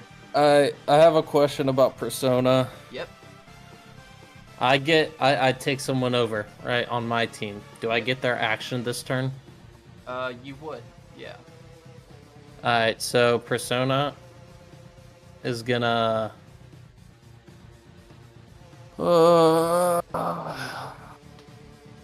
1, 2, 3, 4, 5, and gonna attack SpongeBob. I believe he only has a speed of 4, but that might be 4. Oh no, never mind. Let me see. That actually might be wrong. I'll look it up on the sheet. No, it's 4 speed. You're right. Okay. Yeah. I'm a shoot a hoop. Okay. I believe. Survive. What were you at before? 0. 0. So now you're at 3. As you are back onto the action clock.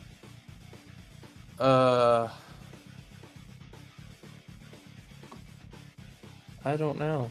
I do not know. What? How much health is the Joker at? 95. Full. He's at full. Full, I believe. That's a vibe. That is. He can chill.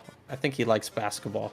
I think he's like the Joker in NBA, Exactly. All right, is that the end of your turn? Yeah. All right, Mr. Jeff, you are on the action clock. Alrighty. First things first, Blue Beetle is gonna use Scarab for +3 defense. Cool. So still at 8 defense. And then using Finn McMissile's ability, Micah Parsons is gonna go in here. Okay. Then go 1, 2, 3. Roll for that in portal. Gotcha. The dice roller is that is not your roll. But this is a 3, which is unfortunately unsuccessful. And then what? 1, 2, 3, 4, 5. He ends up back in here.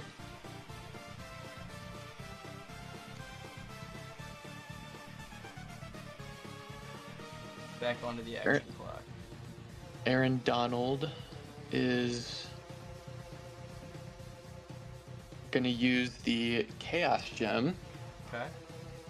and he is gonna transform the Labyrinth into the Sanctum Sanctorium. Okay. Sanctum Septorum is in, and the 3 items that are going to spawn are the Reality Gem, a Dragon Ball, and another Dragon Ball. As these are going to be the items that are on the floor. Okay. Sorry, give me 1 second. Let me just put those down, and then I'll put you back onto the action clock. So there are the items. I'm going to put you back onto the action clock, 45 seconds. Cool. Great play for Mr. Jeff, seeing, honestly, we already have seen, I believe, 3 of the gems in this game, which is not common. But I think also there's been a lot of items that we've gone through in this game already. Absolutely insane. Holy Alright, moly. and then It's a crazy game. What's Blue up? Beetle is gonna roll for the Mystic Elevator. Cool. The roll for the Mystic Elevator is going to be a 4, which is 2 swaps, because you were going to go back onto the action clock. Okay, and then Mystic Elevator and Sanctum Sanctorium are gonna swap places. Okay. I'll move that real quick. Alright, and then Aaron Donald is going to go 1, 2 into here, and he's going to battle. What is that character's name in there? Wong. He's gonna Dude, attack why Wong. you gotta hit Wong, bro? He didn't do nothing. He didn't do nothing. So that's going to be 9 to the 3rd on Wong's defensive 7. So that's a 10, 11, or a 12 hits. The first 4, we'll do 4 and then 5. The first 4 are going to be 2 hits, I believe, because a 7 does not. And then the last 5 are going to be, that is going to be 3 hits. So it's 5 hits in all. Absolutely amazing roll for Mr. Aaron Donald. And if this does 50 damage, he is dead. It just about killed him. That is Good. very, very unlikely for that attack to be doing that much. But you get to pick one of these items on the table that you would like to pick. I think I'm gonna pick up the Reality Gem. Cool. He only has 1 item slot left, I believe, because this gives you +3, and that counts as 1. So yeah, you can roll 4. As I'm gonna grab one more item. This is the other item that's going to be in there. It's the Super Soldier Serum. As I'm going to put you back onto the action clock. And since Wong was defeated this turn, could I go in and collect items, or would I have to kill him again? You would have to. So you can only. It's like Dora Milaje almost, but you could only do it on. You could only grab one of them at a time. So he's dead right now, and he won't respawn until Slushy's turn, or Gotcha. Jacob's next turn, I believe. As Gotcha. You're on 25 seconds. So Fred McMissile used British intelligence for Micah Parsons. Does he have any speed left? He has 1, or he has 4, because he only used 1 of his speed to get him over there. Okay, then I'm gonna go 1, 2, 3 into there. Okay. 5 seconds left on your action clock. Okay. So for Loki to be revealed, I know like the real Loki to be revealed, the clone Loki has to be attacked. Can I reveal? Oh well, no. The real Loki would be revealed upon Anytime like you do activation. anything. Okay. So then this would be the end of my 3rd turn in the Death Star with the real Loki, and Yep. Loki is going to use the Superstar. Okay. I will say that's a chess rules on that one. You ended your Oh. turn, or actually, you didn't say that you ended your turn. So yeah, you could use these. You could use the Superstar. Okay, and then Loki will have the Death Star activation. Yep. Oh. Where would you like to hit? This is the time where I will say anyone who would like to speak up can. Yeah, I'd kind of want to hear what you guys have to say, if anything at all. I mean, there's a very good looking tile on this board. I think we all can see, but I mean, I'd like to hear what you have to say. I think that we'd be willing to hear you out if you just didn't hit us. We're not the divisional opponent here, and honestly, we are still hurting a little bit from the llama steal from Jacob, and I don't know. We're just in a little bit of a limbo right now, and yeah, seeing as we're the non-divisional opponent here, I think that it might not be the most beneficial to you to go for us. Okay. Anything from Jacob Dieter? Or, I'm sorry. Yeah. I don't know why you would attack me. I think the opportunity in the target tile is crazy with the Death Star. And I mean, since Loki's right there, I could be willing to negotiate a little. Okay. Well, like, I don't think Loki, because you had your turn there. You're kind of lagging a little Superstar, bit. so he cannot be hit in any capacity his next turn. So I could be willing to negotiate maybe if you choose not to hit me. But Yeah, ultimately, it's your you choice. just need to not lose to Jacob. Remember that. What was that? You don't necessarily need to win. You just need to not lose to Jacob. Yeah, and you know, I mean, like I said at the beginning of the game, you know, I play a pretty important role here, I feel like. And yeah, you guys are right. You're not my divisional opponents. And just with all things considered, man. I will say, you also hit Nightcrawler, the nerf, so he's only got blue attack now. So you've already attacked us once.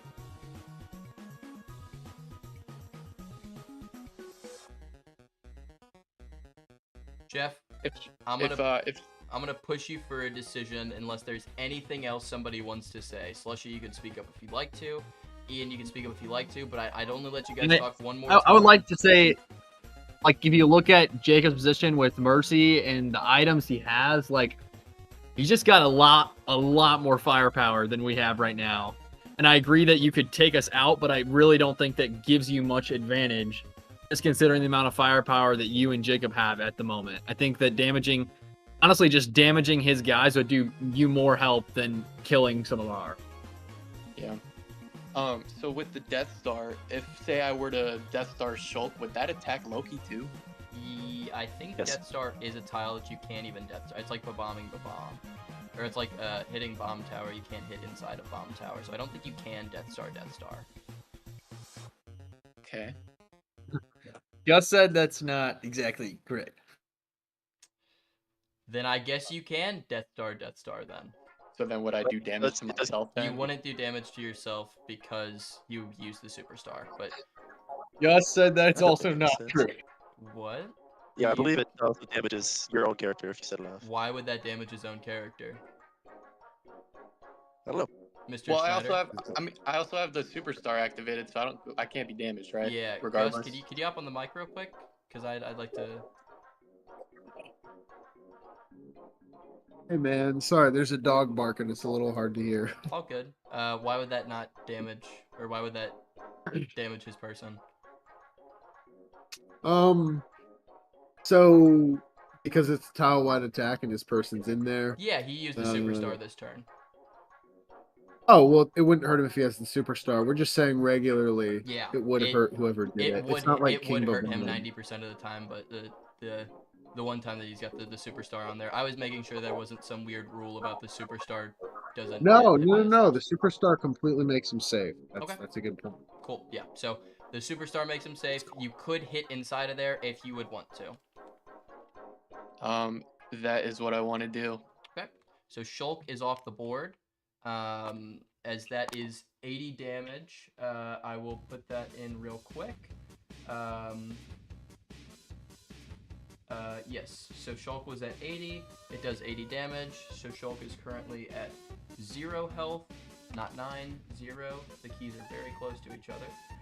is I am going to flip over the card real quick on the stat sheet, as that is going to end it, right? You also have Finn McMissile to give green to one person, or whatchamacallit, to one person. I'd like to give that to Triple H. Triple H. Okay, so Triple H is going to be attacking with 7 to the 3rd. As we're going to go straight over to Mr. Dieter's turn. Mr. Dieter, what's going through your head before I put you on the action clock? I don't know. I'm a little upset with that idea. I mean, I get it. We're in the same division, so it hurts me more. But also, like, Ian's team is all on the same tile. So I don't know how you pass that up. But it is what it is. Yeah. Shulk was honestly, I mean, I can say this now that he's gone. Shulk was looking scary. He had 9 of those things. He could have went, I want to move you. You could have moved both of their teams on one. It would have been crazy. If I revive Shulk, does she get the 9 back? I don't think so. You would revive with everything back up. Like, you go back up on health and So everything I would like just that. It's get considered 3? like a new character. Huh? It's like considered like a new character almost. Okay. Yeah. Well, that is what's going to happen. Nightcrawler is going to teleport to Mercy's office Okay. So Shulk and revive Shulk. Shulk is back up right here. As you still do have the action All right, from Shulk, and I'm going to put you back on the action clock. First, Mercy's going to open Llama since she's been holding on to that. Yep, fair enough. So, Mercy's roll from the llama is going to be a Ender Pearl, a Dragon Ball, and the Memory Gun. If Bill Cipher gets pulled in the summoning chamber that is not here right now. Very, very big. You got a minute and while we're doing 40 left, 'cause items, that was not Sheldon's going to do Bazinga. 100%. Sheldon's going to yell Bazinga and do that, get another item. Cool. The item for oh my gosh! Oh my gosh. What is with Sheldon pulling these gems? He got the universal gem. That is an action, so I'm gonna put you back onto that. Holy moly! So after that, since Shulk is alive, Shulk's gonna move Loki 1, 2, 3. Okay. And use his action. Okay. Shulk is going to move Mike Parsons 1, 2, and Shulk and use his action. So Jeff, Shulk is gonna move. no, never mind. He cannot. Or actually, there is something that he could use an action on right there. Jeff, would you like to use Micah Parsons' action on the portal? I'm sorry? Could you explain this to me? Would you like to use your action on the portal? Because right now, he just used Micah Parsons' thing to go over there. Would you like to use his action on the portal? Hold on. Let me...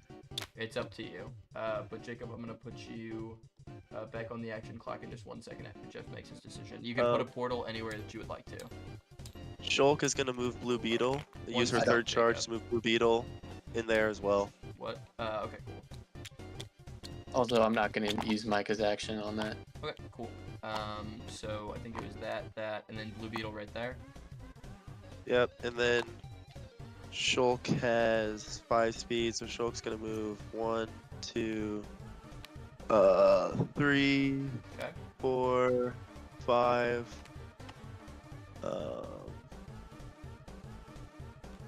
And Nightcrawler's gonna move.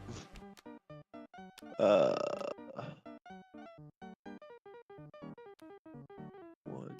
2. How many speed do you have? Okay, so that is. Is that where you'd like to leave him? 4. I'm trying to move him 1 over. So like right there. Yeah, that's perfect. That is 10 damage to Nightcrawler then. Yeah, that's fine. Okay, I'll put that on. And I guess while I'm at it, I am going to target Jeff with Cerebro with Megamind. Okay. So Jeff has 2 turns to get over to Cerebro. Is there anything else you would like to do on your turn? No, I believe that is. That is the end of my turn. Cool. Everybody is just gunning after each other. as we're gonna go straight on to Mr. Schneider's turn. Mr. Schneider, are you doing all right now? Are you? What's your mentality right now? A lot of things just happened. Yeah. Friends were made, enemies were made. Yeah, I'm thankful that we were able to, just kind of, Jeff was able to hear us out, kind of get on our line of thinking with the 100%. Death Star, and we're just trying to, reevaluate, see how we can respond well to that. 100%. You got 1 minute and 30 left on your action clock. I love how you talk, Mr. Schneider.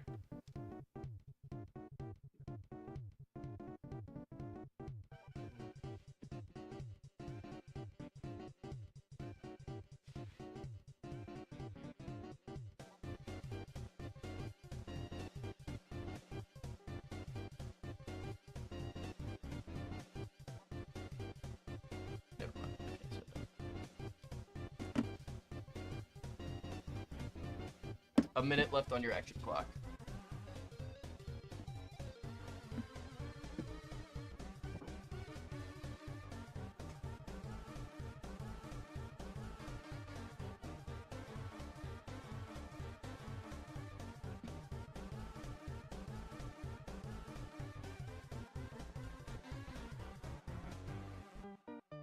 $30 seconds left, Mr. Schneider.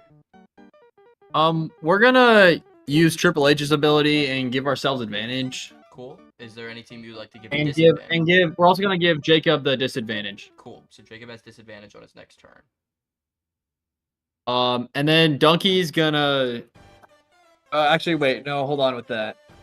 All good. I think currently Donkey's up to 20 or 30. I'm gonna have to push you for an action. We're gonna use Donkey's ability on Gus Fring. Okay, so Gus Fring currently, let me pull up screen. He is at 70 health remaining. 70 health remaining for Mr. Fring, as I'm gonna put you back onto the action clock. As he uses his Downtown Dunkaroni 3 Cheese Bronco Stick Surprise Wonderman's Hell Shot from Outer Space on Gus Fring. Absolutely insane. That ability, the more it goes upwards, it just gets crazier and crazier. Same with like Shulk. Shulk is just getting better and better as we see throughout the game. Like some of these cards, you just see the upward potential of these characters. Absolutely. All right, we're gonna roll for TARDIS with SpongeBob. Cool.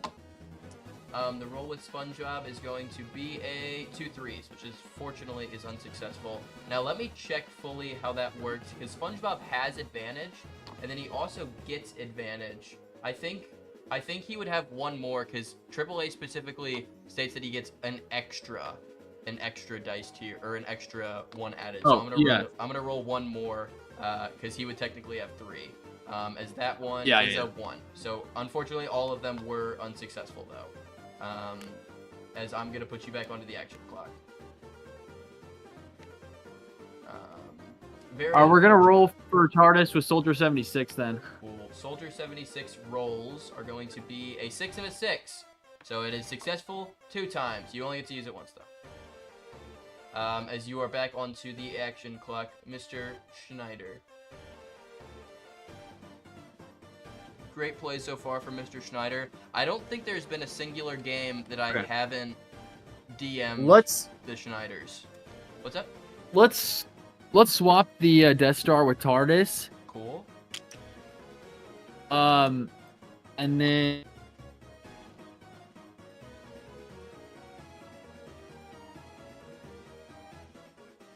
then we're gonna just move Invincible over to Gus Fring and attack him. Invincible. Okay, so Invincible's right here. 1, 2, 3. Jacob, you didn't use... And then he should have that advantage. Yeah. Jacob, I don't believe you used... I think it was just on people on Jeff's team, so I don't believe that you did. But we're going to have to roll it 1 at a time just because I have to see the 2s. Or we'll roll it 2 at a time because I can see the 2 attacks. So Invincible attacks with 7 to the second on Mr. Fringe's defense of 7. So on the first 2 attacks, I believe the first one hits and the second one misses. Yeah, because it's in 8 or above hits. So on the first 2 attacks, 1 of them hit. On the second 2 attacks, 2 of them hit, so 3 hits in all. Gus is saying just use the full attacks, and then just you can choose the highest 50% of the what dice. do you mean? Like, because it's the advantage, so it'd be the best of each 2 there. Okay, that makes sense. Yeah, so I'll go for that, and then I don't know if that's fully what he was asking for, but I think this is a more efficient method. And then it's top and bottom. So the first one's a miss, second one's a miss. The first and second, or the third and fourth are hits. As we're gonna go for the last one. That's going to be 1 hit. So it's 3 hits in all, dealing 17 damage to Mr. Fring, taking him from, I believe, let's see,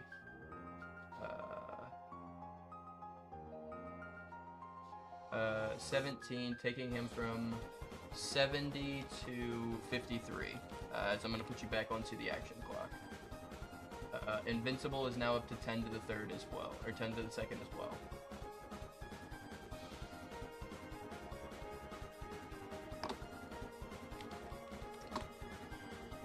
Great use attacking with Invincible first. Very, very smart play. Got to make sure his upward potential just gets higher and higher.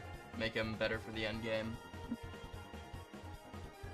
Did Invincible attack with 10 to the second there because of the advantage? Or wait. Advantage only means that he rolls 2. It's not home field advantage. It's just a normal advantage, or it's special advantage. Now he would be attacking with 10 to the second because of his ability, but you're on 10 Okay, seconds. yeah. We were just forgetting. We thought we had attacked somebody, but we hadn't. Don't worry, all good. With Invincible. Yeah. But we're gonna use Triple H. We're gonna move him over to the adjacent white square and then attack Gus Fring. From the adjacent one he can attack because it's still. Oh yeah, it's a range of. So Okay, yeah. so then we'll just move him to that square with that's Invincible. 1, 2, 3 speed to get over to there. But we're gonna roll his. He does have. He's only attacking with 7 to the second because he was nerfed, or 7 to the third, because he was nerfed last turn by Finmic Missile. The first 4 are going to be on Gus Fring. That's 2 hits, and then the last 3 are going to be. Does an 8 hit Gus Fring? Yes, it does. So that's 2 more hits. So 4 hits in all. Dealing.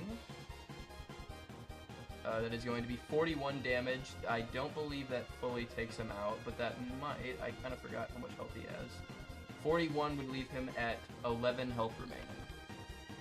As I'm going to put you back onto the action clock.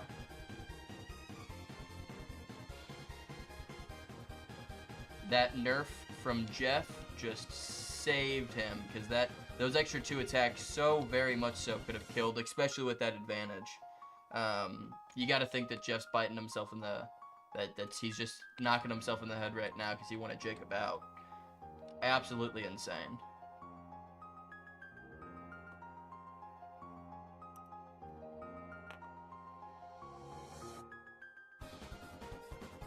As you have 15 seconds left on your action clock.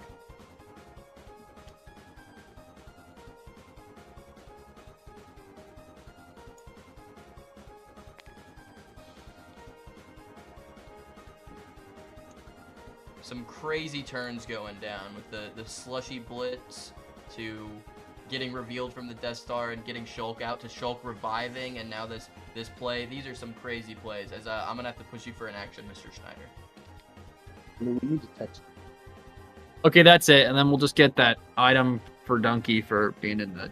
Yeah, 100%. The item for Donkey is going to be boxing gloves. He's a boxer.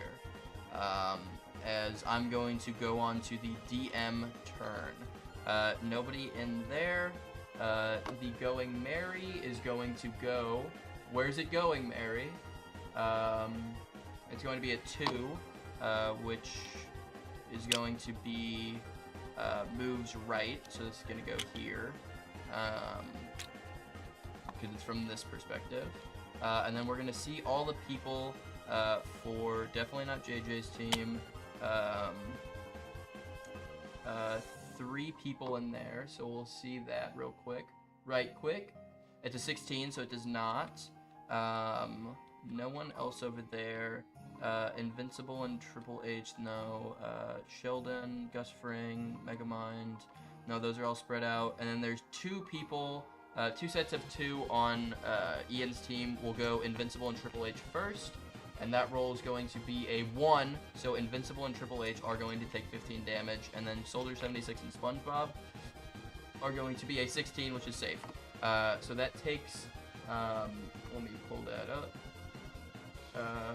Because it was Invincible. Invincible is down to 70 because he already got hit once, and Triple H is down to 80 because he also already got hit once.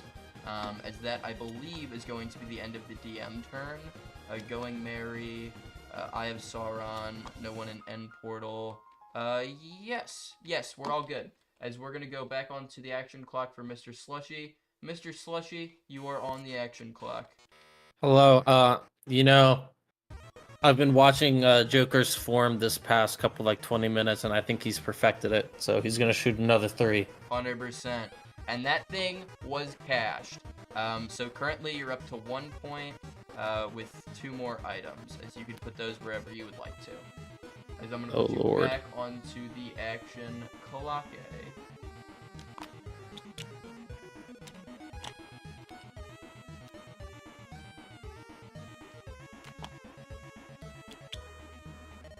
We're just gonna go 1, 2, 3, 4. Okay. That's only 3 right there. You have 1. Oh, that's only 3? Wait. Yeah. Oh, I'm so blind. Fair enough. Okay, Yeah. Is there anything else you'd like to do? 10 seconds left on your action clock. Nah.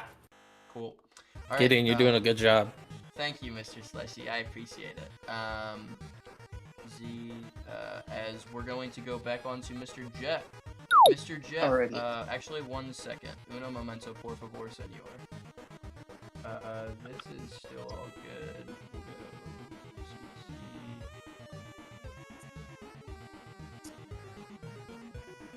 Sorry, the action clock just messed up. Oh my gosh, you all the way up here on that here?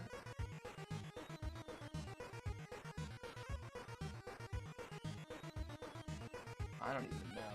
Here, give me 1 second. Uno momento.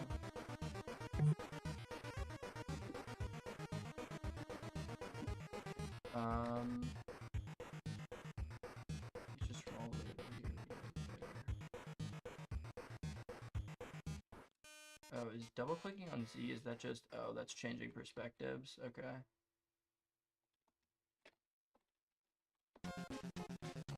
What the heck?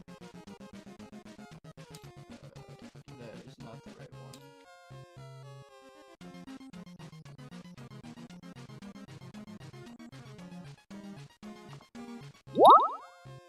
So that's all good right there. Sorry, I'm just trying to get the scoreboard to reset, and this thing is never fun to get it to reset, because I feel like I could never get it underneath the board. All good. And when you're done, I just had a few questions. Yeah, I could answer them right now. What do you need? So what's up with the Sanctum Sanctorium? Like, is there a portal in there right now? I don't really understand the tile that much. You could have made a portal into there, but you decided not to. So can anyone teleport to me, or like teleport? It's a portal that you make to anywhere else. We'll figure out the scoreboard in a little while. Okay, and then also with the whole thing last turn from Jacob Dieter. So who has actions and like who doesn't on my team right now? Aaron Donald doesn't, Michael Parson doesn't, Blue Beetle doesn't. So currently the only people would be Finn McMissile and Loki. Or no, Loki doesn't have an action either. He doesn't? Aaron Rodgers still has his. Aaron Donald. Loki does not. I used Loki's action. Aaron Donald and Loki. Loki has 1 speed left also. I believe it fully exhausts their speed. No, yeah, he has 1 speed left. Loki has 1. I believe Micah Parson has 4, and then Blue Beetle has 3. speed. All right. So as far with the reality gem, say I wanted to swap the Grand Arena and the white tile adjacent. Can I do that? But will Sheldon Cooper go into the white tile adjacent to where the Grand Arena is? No, he would swap into it. Okay, then I'm not gonna do that. Cool. Micah is gonna go 1, 2, 3.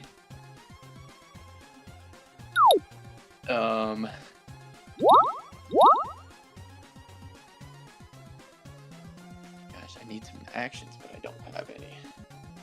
I guess Aaron Donald.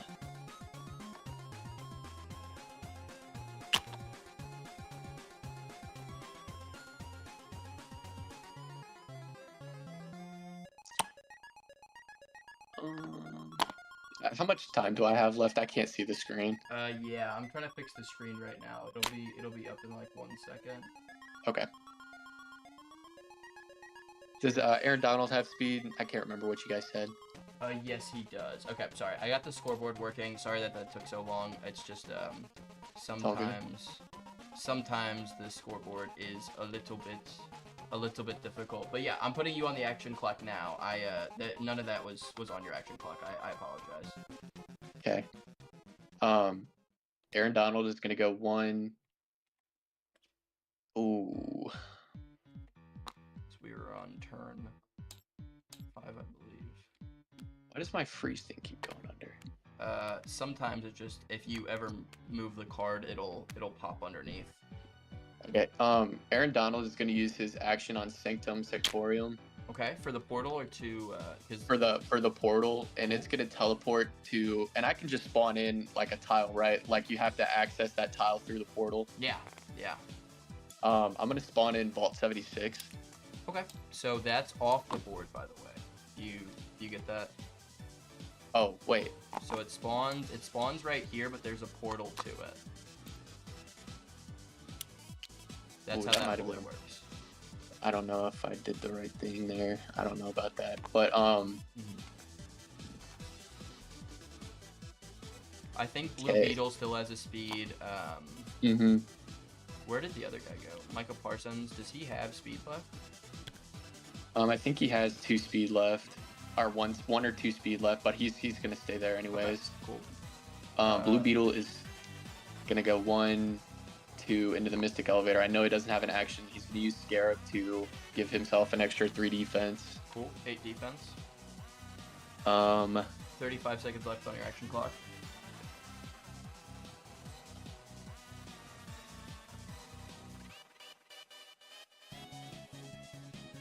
Okay, so say I was to use the POW block with Aaron Donald, Yeah. and say I rolled the dice that matched Jacob Dieter's team. If he ended up dropping the Universal Gem and picked it back up next turn, could he use it? No, you wouldn't be able to use it next turn. Do I want to risk that? I might just wait on that then. Okay. Um, I'm gonna have to push it let's for an see. action, though. Okay. Loki is out of speed, correct? Yes, he's out of speed, but he can still turn invisible if you'd like him to. Or he has Yeah, 1 I'm speed. gonna- He has 1 speed, but you could have him turn invisible if you'd like to. Okay, I'm gonna move Loki into there, and then I'm gonna text you, and that'll be the end of my turn. Okay, cool. Yeah, just text me real quick, because usually that would be the.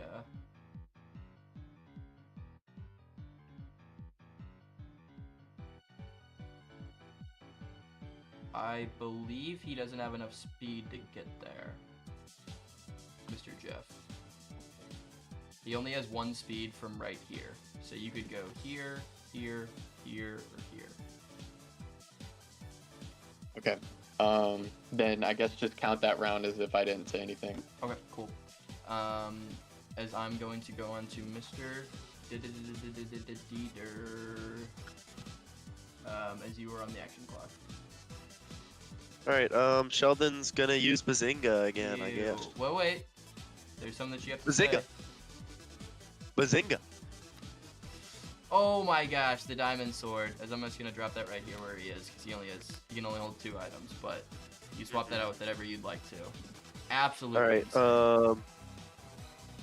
And then Sheldon with the Universal Gem is gonna deactivate the Maxim Tomato. Maxim Okay. Tomato. Cool. The Maxim Tomato is deactivated. Um, So I'll just. And then Gus Fring is gonna move up Okay. 1, and he's going to attack Triple H. Cool. So currently he's attacking with, I 10 believe to the that's 3rd. 12 to the 4th. 12 to the 4th. Upgraded dice tier. Yeah, But also, it's with the disadvantage. Yeah, I know. But I appreciate you reminding me. And then I add 5 to my attack with the Iron Sword, I guess. Yeah. So 12 to the 12 to the 4th on Triple H's defense of 8 or higher hits. So we'll roll these, and it'll always be the lower of them. The first 4, it is going to be a miss, a miss, a miss, and a miss. The next 4 are going to be a miss, a hit, so 1 hit, and a miss, because I believe 8s do hit, or 10s do hit. And then he has 12 attacks, so there's 1 more, and that's going to be a miss, a hit, a miss, and a miss. So that's 2 hits in all to the 4th, dealing. That is 13 plus 12, so that's 25 damage, taking Mr. Triple H from 80 to 65. 55. Yeah, 55. Perfect. As I'm going to put you back onto the action clock. Gus Fring is gonna move up 1 more to Mercy's. Mercy's gonna heal Gus. I think it's 20, right? Is that what it does? Yeah. Heals He's gonna use 20. Yeah, so Gus, I believe, was at like 50 something, and now he's at. Oh, he was at 11. Now he's at 31. Yep. And then Nightcrawler is gonna teleport Okay. over to TARDIS. Yep. Teleport doesn't use action, correct? Does not cost an action now. Perfect. But And I then will he's need to gonna push you roll. for an action. He's gonna roll for night. Or for And the using roll TARDIS. for it is going to be a unsuccessful roll. Unfortunate. Unfortunately. Nightcrawler still That has disadvantage is crazy. Nightcrawler is gonna move 1, 2, 3, 4. And then Shulk is gonna move just 1, I guess. Okay.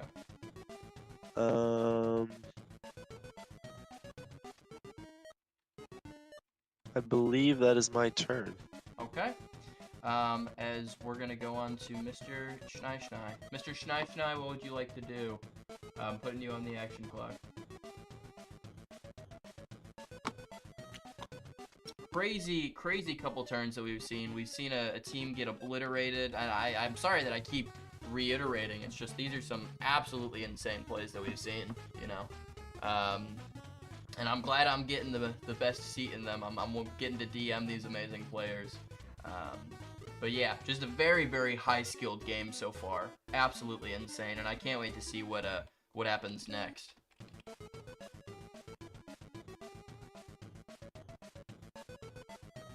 A minute and 25 left on your action clock, mister.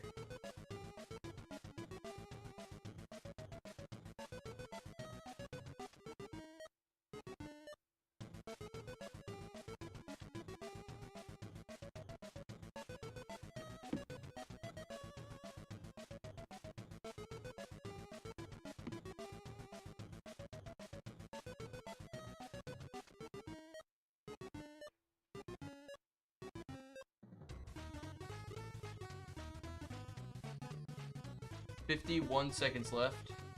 50 now.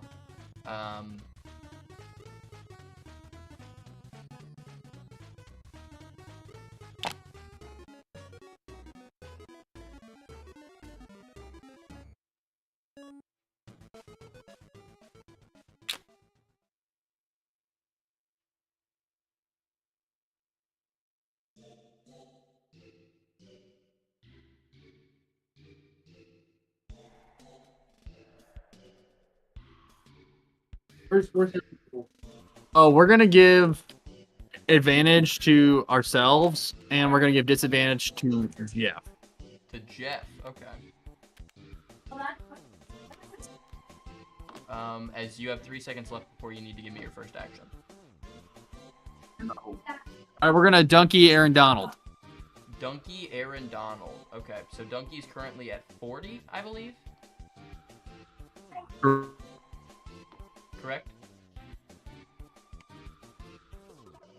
I'm gonna say that's correct because I believe he's used it 3 times. Yeah. So yeah, he's at 80 right now. As you're back onto the action clock.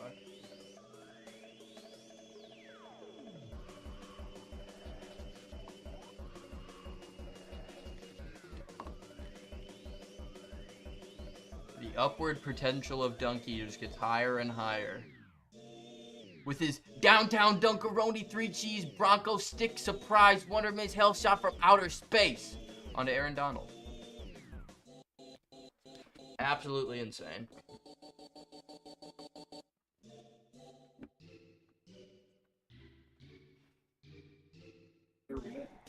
All right, we're gonna move Invincible over to Loki and attack him with our advantage. Advantage and 10 to the second, if I'm not mistaken, right? Yeah, he has 10 to the second right now. Cool. So And, Loki has a defense of 4. So we're gonna 10, so we'll just do 5 at a time. I think I can do 5 at a time, right? Yeah, okay.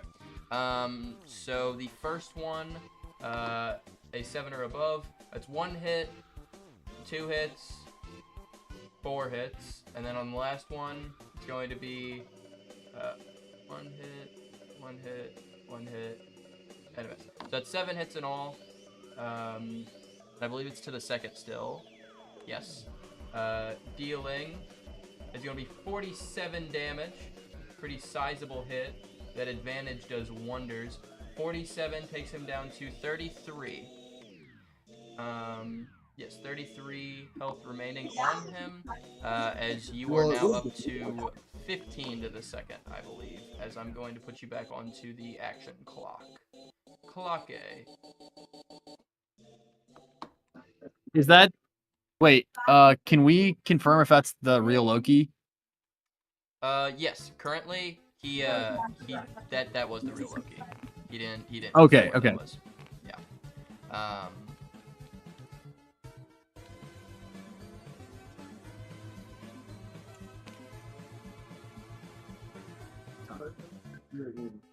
Okay. Can we do Triple H and Soldier 76 both attack Loki?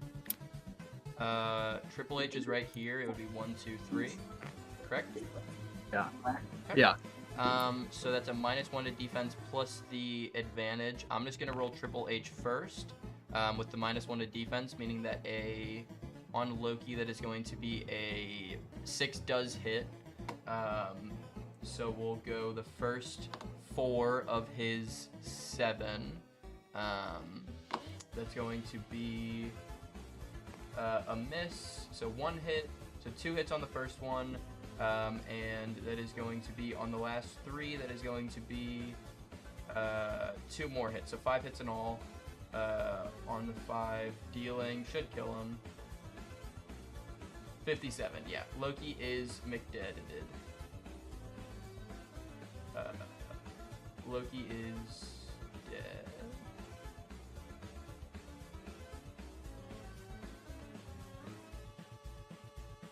As you are back on the action clock.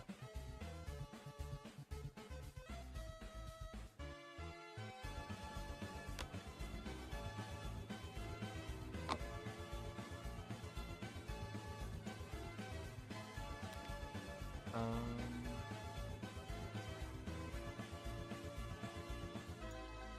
26 seconds left on your action clock.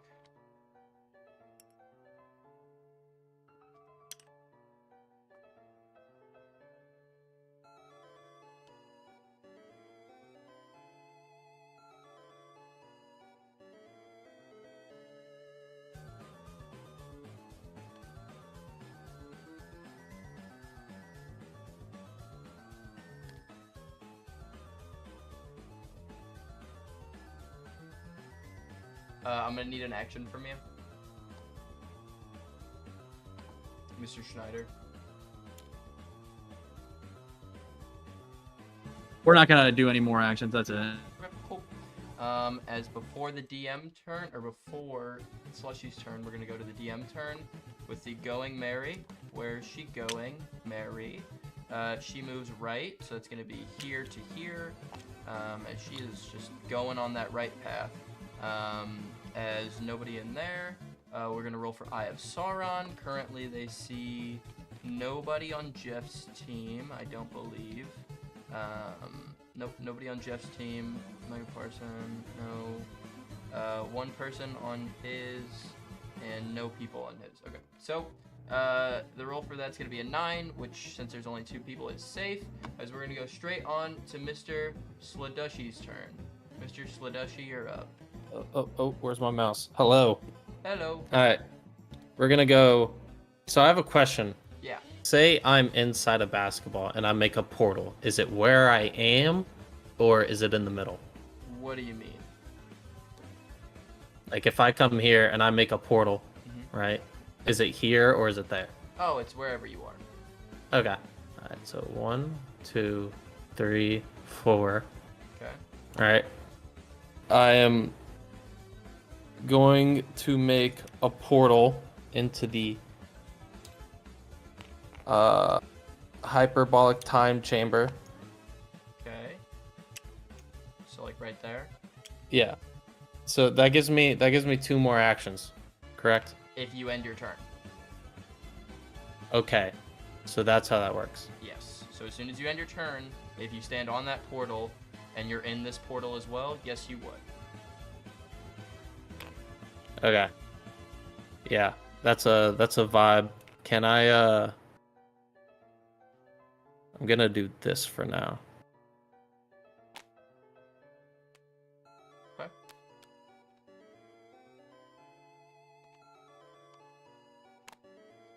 Alright. And then I have to end my turn where I am. Yes, you Right. could hop through Okay. the portal if you'd want to, but yeah. Yeah, that's. Oh, I just heard my door open, but I'm home alone. Yeah, You good? I'm good. Okay. Folks, let's hope Slushy does not get kidnapped in between the next 2 turns. Luckily, he's a pretty big kid. He should be fine. As we're going to go straight on to Mr. Jeff's turn. Alrighty. Loki wasn't expecting that. Loki was not expecting that. I don't think anyone's ever expecting to get stabbed by Triple H and Invincible from a cartoon. But it was a good play on their end. It was a good play. And, you know, sometimes you just got to give people props. And honestly, I respect that as a player. You know, when I'm in a game and somebody stabs me, last thing I'm giving them is props. But yeah, a minute and 30 left on your first action clock. So you still got a bit of time before you got to do an action. So at the end of my turn, or I guess the start of Jacob's turn, Cerebro would go off for my whole team, correct? The end of your turn, it'll hit everybody. Yeah. Okay. So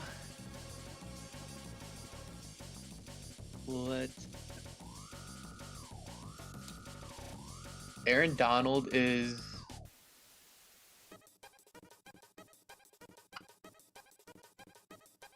there's a lot of stuff I can do. Okay. I think first things first, I'm going to roll for Mystic Elevator. Okay. With Blue Beetle, that is going to be a fail. Nice. By the way, your team does have disadvantage right now. Yeah. Yeah, I Okay, just want and to let that be then- known. As I'm going to put you back onto the action clock, eh? Alright, and then Blue Beetle is gonna use his he's gonna use +3 speed. Okay, +3 speed. He has 7, so he's gonna go 1, 2, 3, 4, 5. Cool. Just gonna sit there. We're gonna activate British intelligence. Gotcha. So 1, 2. Yep. Aaron Donald still has all of his speed. Is there anything else you'd like to do? It's gonna go there. 6, 7. Blue Beetle. Okay. 5 seconds left on your action clock. I'm going to use the reality gem to swap Babam and TARDIS. Okay. Okay. And then I'm going to. I will need an action from you though. Yeah. I'm going to use Aaron Donald's action. I think the Chaos Gem is back up because it's been 3 rounds or 3 rotations. I think it's only Right. been 2. The next time it would be 3. Ooh. I could double check for you real quick, but I'm pretty sure this is the second. Okay. Would you mind double checking? Yeah, 100%. I could 100% double check. If you guys would like to chat amongst yourself, you guys 100% can. But I'm gonna go check in the other room real quick. Okay.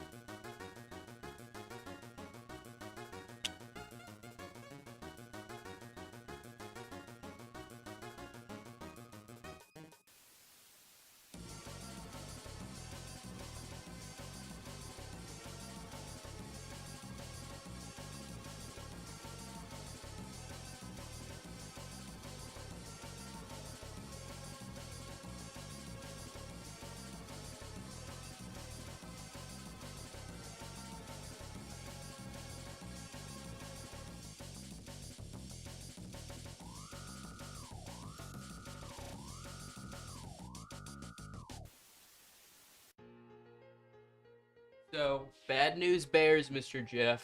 You used it last turn, so this would be your second turn. Oh, really? Yeah. It was last turn? That was last turn. Oh, okay. All right, and then Micah is gonna go 1, 2, 3, 4, and then he's going to attack Megamind. Cool. Yeah, okay. So that's going to be 8 to the second on Megamind's defense of 6 or higher hits. You will have disadvantage though, so let me go over to here and to here. I will roll 4 at a time. So a 6 or higher is what you're looking for on both of these rolls.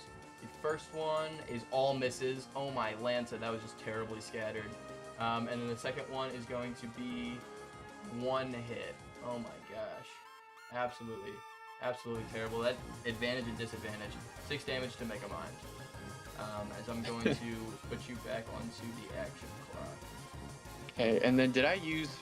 So I was in this tile, so I went 1, 2, 3, 4. Do I have 1? Am I able to get into the quicksand doorway? Yes, you are. Megamind is currently at 63 health remaining.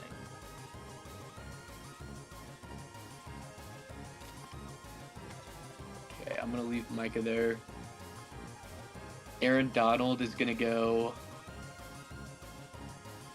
1, 2, 3. Wait, yeah, 3, because he only has 3. I think you could only And get to then- right here because you went from Aaron Donald being, I believe, right here, correct? Yes. You went 1, Okay. 2, 3, 4. So you could get to right there. Okay. Is there anything So else you'd then like to do? I will have to push you for an action. Yeah, I'm gonna use the free spell on Cerebro, Okay, so the free spell is on Cerebro. and then Aaron Donald is gonna roll for the POW block. Does that hit me if it rolls That for would my? not hit you. It's everybody Okay. else. So from roll. you, you'll be we'll just do spawns, and then spawn 2 will be ignored. So that is a 3, which is going to be Mr. Fringay. So on Sheldon, we're gonna put you and you there. On Fring, we're gonna go you and you, and then Mercy is gonna go here, here, and here. Absolutely detrimental play to him right there as well. As that will be the end of your turn, I'm assuming? Correct. Oh, yeah, correct. Alright. As I'm going to put it didn't stop, right? Okay, yeah, no, we're good. As I'm going to put Mr. Dieter back onto the action clock. All right. very, very Well- unfortunate where that pow block hit. Yeah. Sheldon's gonna, I guess, pick up. We pick up the items. Yep. What's his face? Gus is gonna pick up. These items. Okay. Mercy's gonna pick up. Might as well. Okay. Sheldon is gonna use Bazinga again. 100%. The Bazinga. Wait. Bazinga. There you go. Sheldon gets kryptonite. Beautiful, beautiful. Um, Nightcrawler is going to teleport, if I can pick him up. Oh my gosh. To Avengers Okay. in the middle of it. Gotcha. So right there. I'm gonna heal Gus with Mercy. Okay, so Gus is now up to. I believe It's 50 20 more.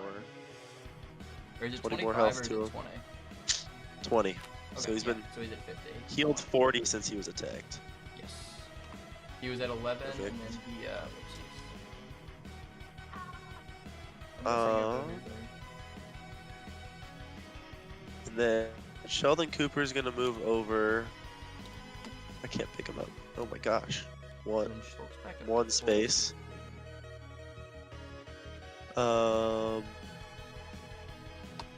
Shulk has to kill somebody to get her charges back, correct? Yes. Is it a her or is it he? I honestly have no idea. That's fair.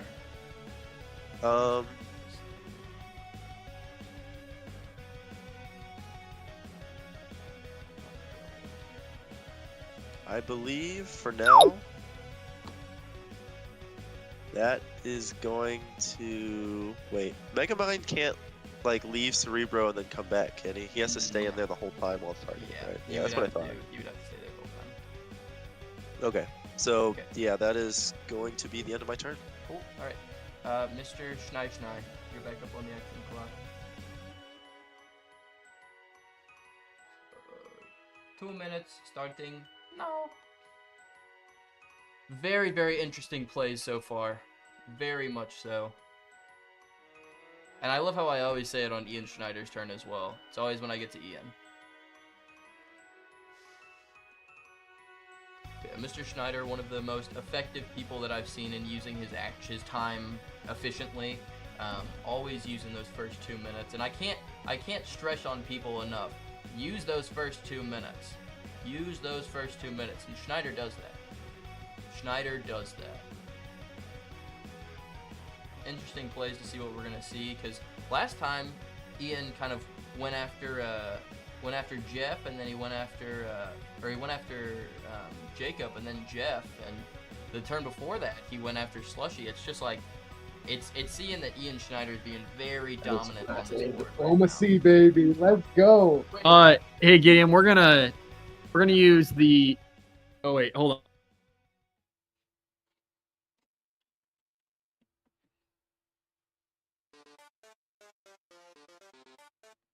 Okay. All right, so we're gonna start by using the advantage on ourselves from Triple H, Okay, and then disadvantage on Jeff.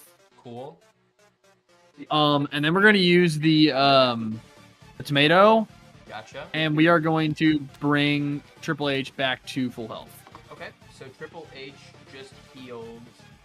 I believe I'm not gonna do the math, but he's back up to 110. For like 65 health or something like that. I just have a question. I thought the It maximum was tomato was disabled last turn. Okay. The turn before this, because Sheldon dropped the universal gem. And then yeah. I was about to ask, was it because he dropped the stone? Okay. Yeah, it wasn't because he dropped the stone. It's because he didn't re-deactivate it. Okay. Yeah. As you are back up on the action clock, or I'm gonna have to push you for an action, Mr. Schneider.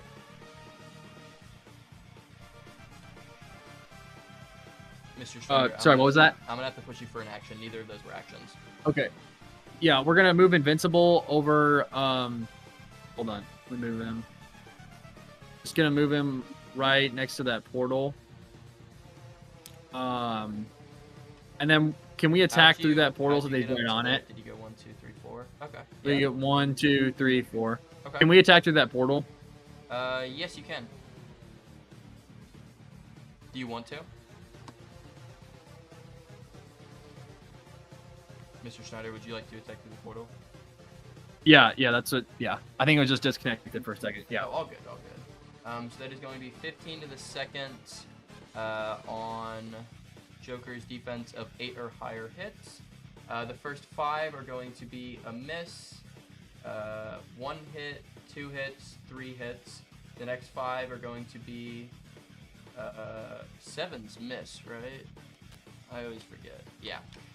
So a miss, a hit, and a hit. So it's 6 hits. And then the next one is going to be 1 hit, 2 hits, 3 hits, and that's it. So 8 hits in all to the second. So that's going to deal 64 damage. 64 damage to him. Taking him from 95 to, I believe, because it was 64, that would be 31, I believe. Yeah, 31 health remaining for Mr. Joker, as you are back onto the acting clock, mister. All right, we're gonna move Soldier 76.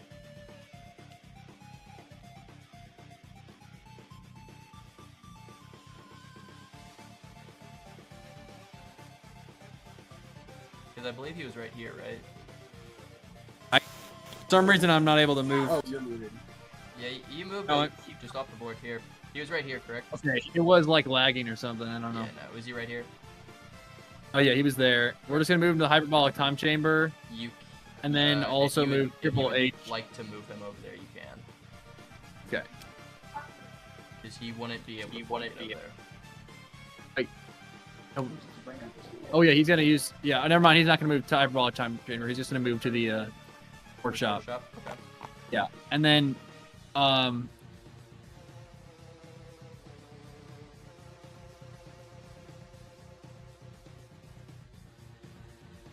What would you like to do? You're out of time. we're gonna group attack with him and Triple H through the portal on Joker Persona. 1, 2, 3. Yep, you could do that. So we'll do Triple H's attacks first. That is going to be 7 to the third. So the first one is going to be. It's going to be a miss, so it's 2 hits. And then on the last one, it's going to. Well, wait, sorry. My bad. There's a -1 to defense going on.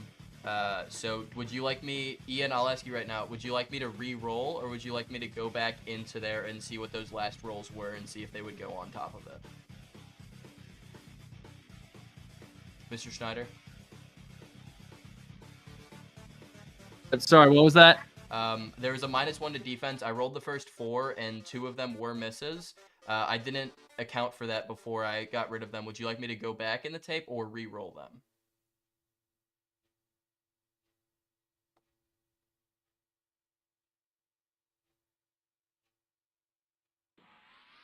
Is that not a -2? Did he get a kill? Yeah, he got a kill, so it'd be a -2 defense. So there, I was asking, should I? Ian's fully gone. Ian, you there?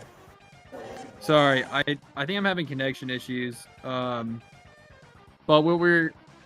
Oh wait. I was saying that What was it that you said? It's a -2 defense, so that's even a little bit worse. I rolled the first 4 of whatchamacalled attack, Triple H's attack, and Yeah. I didn't account for the -2 defense. I was asking if you'd rather me re-roll them or go back in the tape and see what they were to see if they hit. Let's just re-roll, I think. Okay, cool. So the first 4 on his defense of now, a 6 would hit. That would be 1 hit, 2 hits, 3 hits on the first attack, and on the second, it's going to be 3 hits. So that's 6 in all. So we're going to roll those 6. There's a high chance that he dies here, as that is 56 damage, which is, unfortunately, the end of Mr. Slush. As we're going to put that 0 on, change this. As we're going to stop the music real quick. Mr. Slush, how are you feeling right now? You know, I feel as good as you can feel in this kind of situation. You know,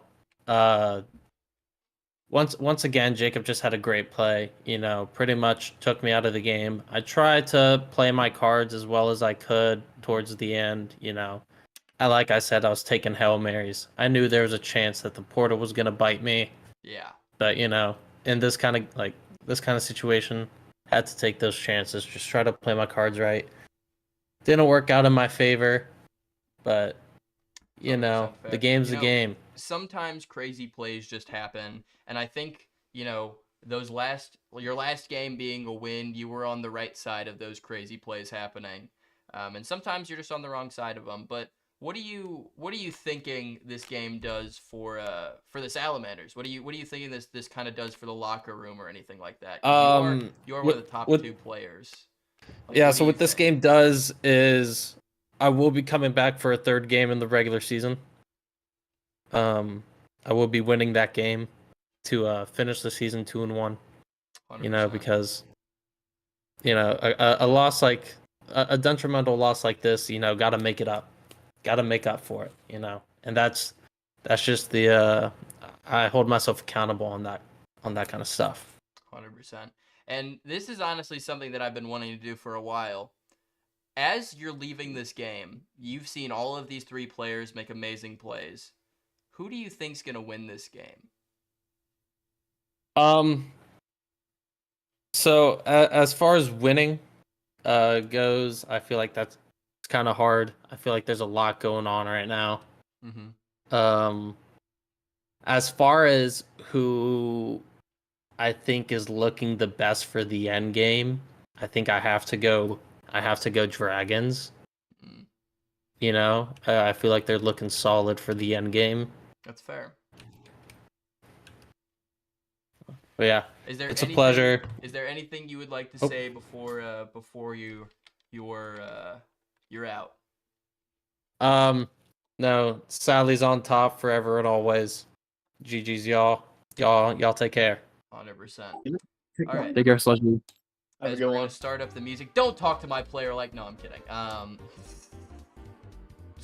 No, but as I'm gonna start back up the music, you are back onto the action clock, Mr. Schneider. Or actually, wait, no. There's something very important that has to happen. I don't know why I started the music back up. That makes no sense to me. What's up? Oh wait, the apocalypse. The apocalypse. Okay, so we're doing that. Okay. We're doing the apocalypse. As I believe we should have the apocalypse music here. I'll add this real quick. Because you gotta have some music to go right with it, right? You know? God of War. There's that. Okay. As some people might be wondering right now, you know, why is the whole board getting foggy and why is there scary music playing in the background? That's because this is a very important time in the game. This is where the game fully changes for everyone. The apocalypse is a thing that happens only when every person on the team, on a singular team, is dead, meaning that there is only 3 players remaining. The apocalypse is a very important part of the game, and I think there was a reason that I picked this apocalypse, because this apocalypse in general is one of the most skilled apocalypses for some of the most skilled players, as it is Awakening of Cthulhu. Cthulhu is an insane apocalypse, as we are going to spawn him in real quick. Cthulhu On the Apocalypse turn, which is going to go right after Mr. Schneider's last turn, because he still has a full turn to react after this, it will move... how do you spell Cthulhu? Oh, it's spelled weird. Cthulhu will move 1 tile... Oh my gosh. Look how hulking he is. Cthulhu will move 1 tile every single turn towards the nearest player and kill whoever that player is if he lands on one, making it to where it is one of the most craziest... Oh my gosh. One of the craziest apocalypses to go through, but also one that you could manage a little bit more than other ones, making it for a very skilled game so far. As Mr. Schneider, the Apocalypse will go after your next turn. Does that make sense? Does everyone get that? So Ian's next turn, the Apocalypse will go. Mr. Schneider? Sorry, I was disconnected from the tabletop server. I'm just trying to get it back up real quick. Okay, all good. Yeah, hop in that real quick. I'm going to use the restroom real quick, and then I'll be right back. Everyone get situated. The Apocalypse is going to happen on Ian Schneider's next, or after Ian Schneider's next turn, okay? Okay. I'll be right back.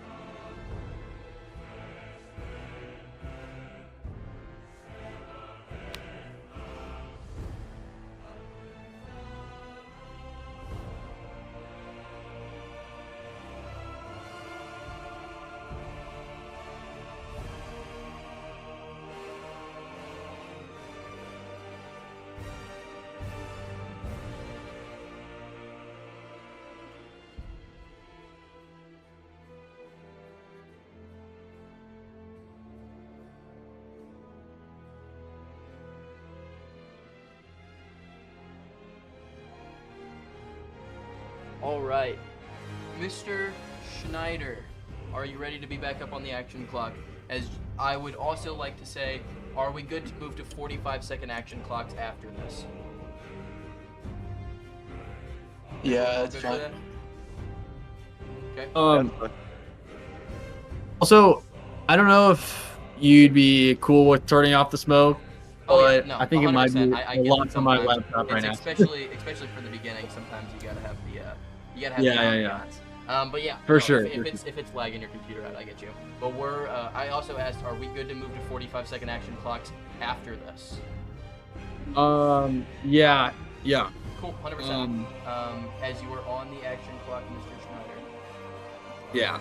Right now I think I'm just gonna move Triple I H. believe you don't have enough speed to get over there with Triple H. I think we only used 2, right? Because we started Where in were you? We were in the main. the Collector's Museum, right? Were you in the Collector's Museum? So 1, Yeah. 2, 3, 4. Yeah, that tracks out. Okay. If that's where Okay. you were. So yeah, you could get over there. But before I do that, I just want to grab the items through the portal Okay. before I move them.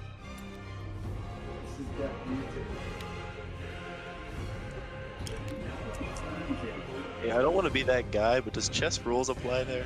Did you set your piece down already, Schneider? You moved the piece. Yeah, I think you move. Okay, yeah, if I moved it, then yeah, oh, that's that. fair. Oh, see, yeah, okay. Yeah, that's good. Yeah, no, that's a good call, though, Jacob. But I will have to push you for an action.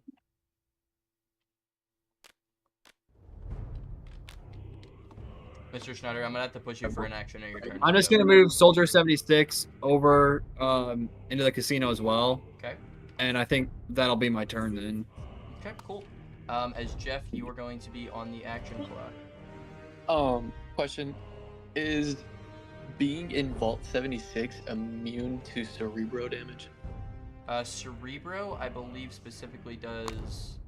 It's not tile-wide, it's to a character, so no.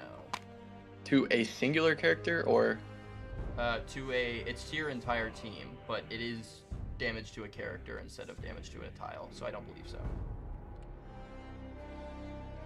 okay? But you already took the 15 from Cerebro, so and he didn't state that he was putting it on you again, so it's not on you. Wait, I already took the 15, Yeah, he took 15. but I froze it last round, so it would be. That doesn't stop Cerebro, or actually I might not have. Then it would be. I don't think I did pick off. No, Cerebro hasn't gone off. No, it yet. hasn't. So yeah, you Yeah. still have one turn to get over to Cerebro if you'd like to. And how much health does Megamind have? I believe you only did 6 damage to him, so I believe like 30 something, or 63. So you did 7 damage to him. And I'm at a disadvantage right from. Yes, you are. Okay. Well, alright. But I will need an action. Okay, Aaron Donald is gonna tile swap Sanctum Sanctorium with this tile right here. Forgot the name. Okay. With Grinch. Aaron Donald is gonna go 1, 2 into the portal. Okay. So like there. Yep. Gotcha. Micah Parsons is gonna go 1 Blue Beetle. Can I buff his attack? You could attack his. Yeah, you could buff his attack. It's any of his stats. But would you like to Okay. attack with Micah Parsons? I'm gonna, before I do that, I'm gonna give +2 attack to Blue Beetle and +1 defense to Blue Beetle. Okay. And then he is gonna use 1, and then they're gonna double attack Okay. Megamind. I'll do Micah Parsons first. So the first one, Ian, you gave him disadvantage last turn, right? Yeah, Yeah, I thought so. yeah, I have a disadvantage. Cool. So that's a miss. So that's 1 hit, because Megamind 5s, I believe 5s don't hit. Yeah, 6s do. So the first one has 1 hit, and the next one is going to be no hits. So no hits for Micah Parsons. So it's 1 hit on Micah Parsons, and then for Blue Beetle, you said you put 2 attack on him? Yep. Okay. And then it's in a comic book tile, so that should be 11 attacks. So we'll roll the first 5. And the first 5 are going to be 1 hit, and then the last 5 are going to be that's 2 hits. So 3 hits from Blue Beetle, and then 1 hit from Michael Parsons, dealing 20 damage to Megamind, taking him down to, I believe, 43 health. Okay, and then Micah has 2 speed. He's gonna go 1, 2 into this tile. Do you want to get rid of this POW block too? I already used that. Yeah. I'm sorry. No, you're fine. Blue Beetle was he in this tile or was he in quicksand? He was in quicksand. He was in quicksand. Okay, so he went 1, 2, 3, 4. Cool. Finn McMissile is gonna use British intelligence. And how much more speed does that give Blue Beetle? He could get 1 to go anywhere unless you use Finn McMissile, like move along with him. Okay, Finn's gonna go 1 into this doorway, so Blue Beetle, and then they're both gonna enter the portal. Cool. And is this the end of my second turn for Chaos Gem, or is Yes, this the end of my it's the end of your third? second turn. Okay, and then Finn McMissile is gonna drop the Avenger shield, or Captain America shield, and then he's gonna give it to Aaron Donald. Cool. All right. Is there That'll anything else be- you'd like to do on your turn?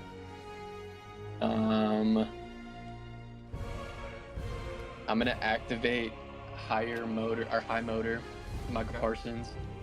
Go 1, 2, He used 3. an action this turn, so I think he has 5 speed from where he used the action, so right here, so he could go 1, 2, 3, 4, 5. He could get right into it. He'd be like. Can I right, get in? Yeah, he'd be right here. Okay, and that'll be the end of my turn. As Mr. Dieter, I'm gonna put you onto the action clock. Alright, so 25 damage goes to 25 whatever. damage. Thank you for reminding me. So that's Yep, going to. Guts is be, getting. Uh, Or is my clock paused? Yeah, your clock is paused. Okay, perfect. I'm doing that real quick.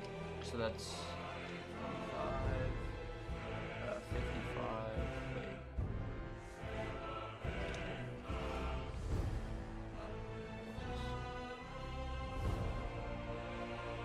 Wait. And then when you're done with that, Gideon, could I get a health update on my characters? Yeah, 100%. Thanks. 25. Can you do every character? Yeah, I can. Give me 1 second. So it's 20 that would be that way, so 45. And then he would go from 90 to 65. And then he would go to 55. Okay. So currently on Jeff's team, it's 25 for Finn McMissile, 45 for Blue Beetle, 65 for Michael Parsons, and then 55 for Aaron Donald. And then on your team, Jacob, it's going to be 35 for Sheldon, 43 for Megamind, 80 for Nightcrawler, and 51 for Gus, and then 80 for Shulk as well. Sorry, his card just wasn't. His card was flipped over. And then 35 for SpongeBob, 55 for Soldier, 70 for Invincible, 85 for Duncan, and 110 for Triple H. As I am going to put you onto the action clock. Okay, Gus gets healed by Mercy 20. Right, And so then Gus is and Mercy. 70. Gus has 3. If Gus attacks from here, since he has 2 range, can he attack Donkey? 1, 2. He has 2 range. Okay, perfect. He's gonna move there. Mercy's gonna move in there. They're both gonna attack Donkey. Mercy and Gus. And Gus Sling. Hold on. Gus Do Sling you is the want to hero. do that? Yeah. Donkey's getting too strong. Unfortunately, that's a chess rules, even if he didn't want to. He already declared the attack. So that's 15, and then that's going to be 7 to the 4th. So I'll do the 7 to the 4th first, and then I'll do the other one.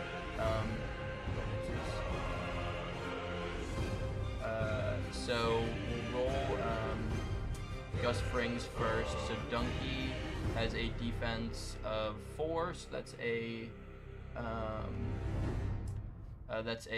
7 or above hits, and on his attack, it's going to be 1, 2, 3 hits. So 3 hits for Gus, and then we'll do Mercy afterwards. And then Gus's 3 attacks are going to be, that's 33 plus 12, which is going to be 55. So 55 takes Donkey down to 30 health remaining. So 30 health remaining, and then we're going to do Mercy's attack. So we'll do 5 at a time with Mercy. The 5 at a time with Mercy is going to be, not d6s. So the first 5 are going to be, oh my gosh, that's all hits. So it's 5 hits. And then the next one is going to be 4 hits. So that's 9 hits in all. Then the next one is going to be, that's another 4 hits. So I think that's 12 hits in all. Holy moly, Mercy just smacked them. So the first 6 are going to be 18 damage, and then the next 6 are going to be 22, so that's 40 damage in all. Would our defenses be rolled twice because of our advantage? I don't believe it's only stuff that. Let me look specifically. I don't believe so.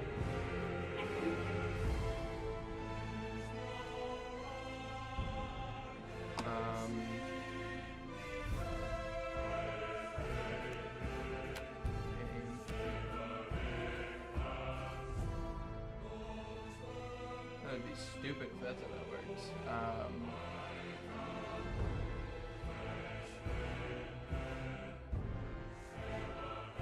Okay, so this is how it's written. Advantage means you roll an extra dice and you pick the best outcome. Disadvantage means you roll an extra dice and pick the worst outcome. I would think you have advantage on all rolls. So I think, yeah, that probably would apply. That's... Triple H needs a nerf. That's crazy. Yeah, I guess re-roll the attack. Absolutely insane. So Donkey's back up to full, and I'll re-roll the attack. Yeah, that's crazy. As we're gonna do the first 4 for this, that's going to be 2 hits, and then on the next 3, he did 2 hits so far, and it's gonna be no hits on the other ones. So he deals a total of. That's 27 plus 12, so that's 49 damage. That's short for calculator, for those who just joined stream. So 49 is 85 minus his 49 that he just did. That's 36 remaining. So if Mercy does 36 on her next attack, then she will kill. He also has the Iron Sword that does 5 more too. Mercy has the Iron Sword. Yeah. Yeah. Okay. So we'll do the next 5 for Mercy's, and it's going to be no hits on the first 5. It's going to be 1, 2, 3 hits on the next one, and that's going to be only 1 hit, so it's 4 hits in all.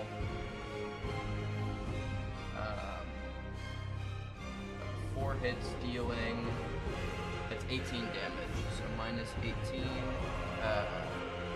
Plus the 5 with the sword. Yeah, plus the 5 with the sword, so he's at 18 health remaining. Perfect. Okay, am I back on the clock then? Let me just write that down real quick, and then yes, you will be. It'll just take a second to think it out. So yeah, Donkey is at 18 health remaining. Oh my gosh, it should not be. Alright,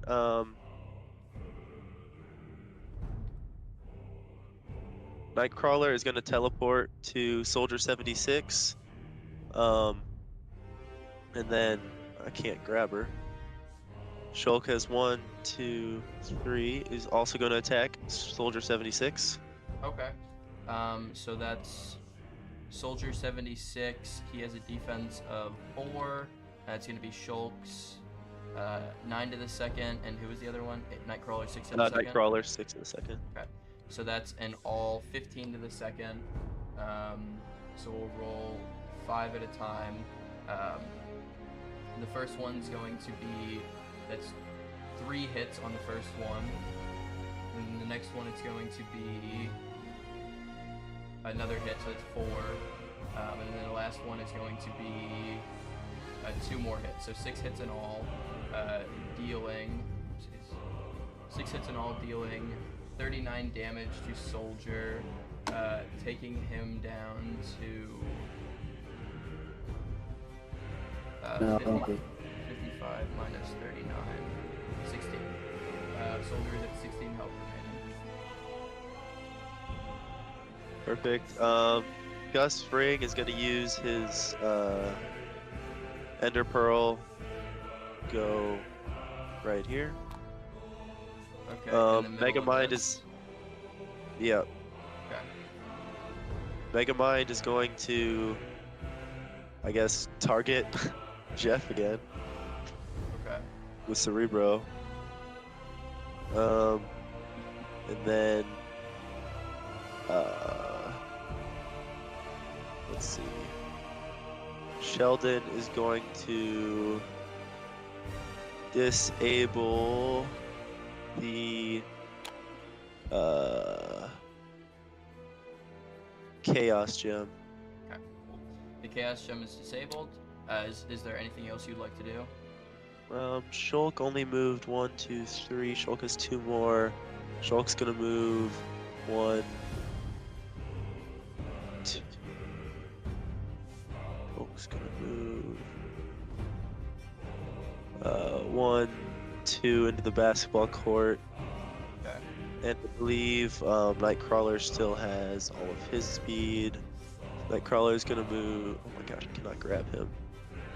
1, 2, 3, 4. Yeah, right there.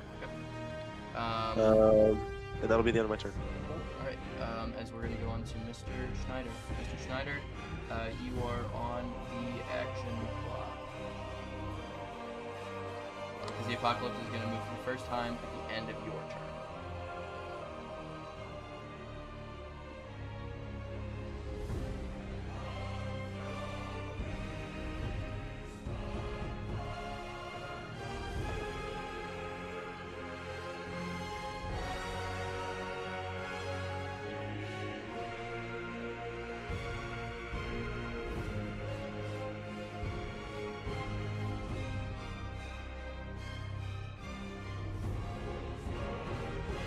I'm gonna need to push you for an action. You're at like around 8 seconds left on your action clock.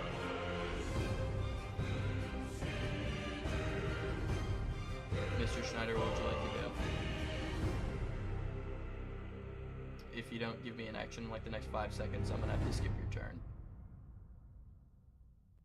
Okay, we're gonna use Dunkaroni. We're gonna use the Dunkaroni on Sheldon. Okay, so Sheldon, I believe, is dead. As that is your action, is I'm going to put you back on the action clock.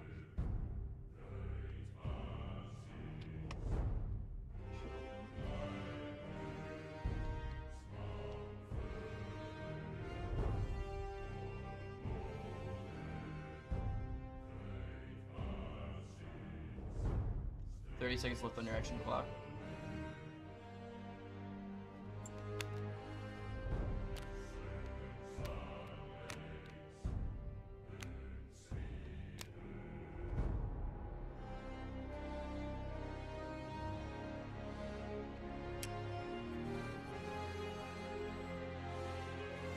We're gonna use the portal gun that Triple H has, and open a portal from the basketball court right onto Gus Fring. Okay, so from where you are currently? Let's do the middle of the basketball court to Gus Fring. And then we're going to move Triple H back into the casino.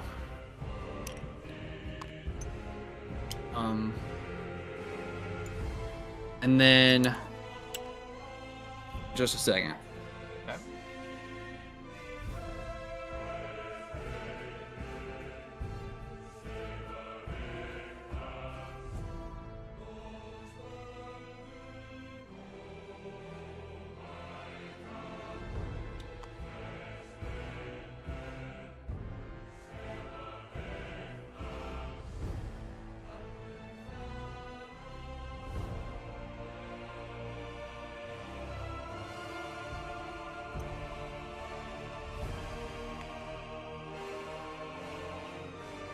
give you a right here, so you can only go 1, 2, 3. 1, 2, 3, 4.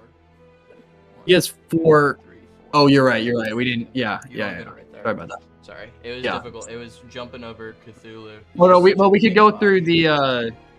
We could go through Doofenshmirtz, right, and do 1, 2, or From here, 1 1, 2, diagonal. 3, 4. 1, Because it would be 1, 2, 1, 3, 4. 2, 3, 4. Wait. What if? But if we went diagonal, we'd only do 2 spaces in Because he Doofenshmirtz, was right? in the top left of that. He went 1, 2, 3, 4. Oh, he's in top left. I believe so. I thought he was right next to the. I thought he was right next to the door. If he was right there, then it would be the same thing the other way. The other way he could get there. But I'm. Yeah, fairly I thought sure he was right top there. left. Yeah. Is time not Can we up yet? check that? Yeah, we could check it if you'd like to. I would like to. All good. All good. Yeah.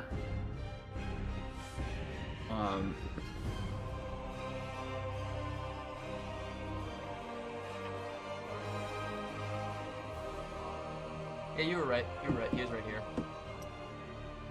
So yeah, you could go 1, 2, 3, 4. Right there. Sure, you can go for Okay, yeah, and then I'm just gonna move Soldier 76 into the Collection Museum.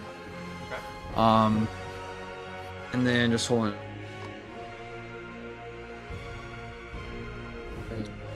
All right, and then finally, I'm gonna use the Death Star with SpongeBob on the basketball court, which should go through the portal and hit Gus Fring as well. Yes, it should. So Gus Fring. Let me see exactly what that would do. So that would put Gus Fring dead. 0. That would put Shulk at dead. 0. And that would put Nightcrawler at dead. 0.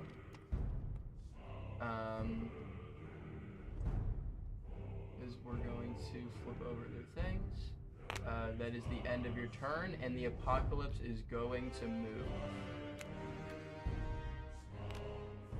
So how would the Cthulhu move? Does he just move to the closest next Just move to player? the closest person.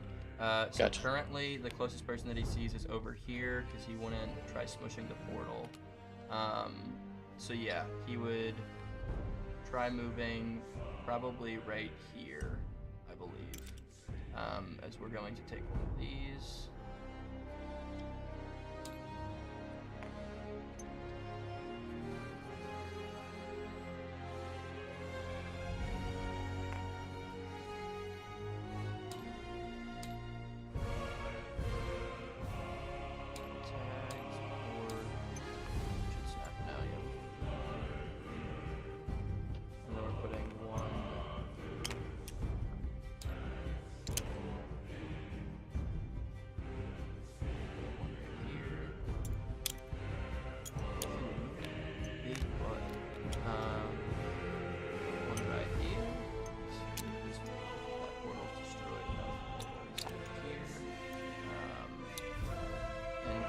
Right here, as I'm going to put Mr. Jeff onto the action Palake.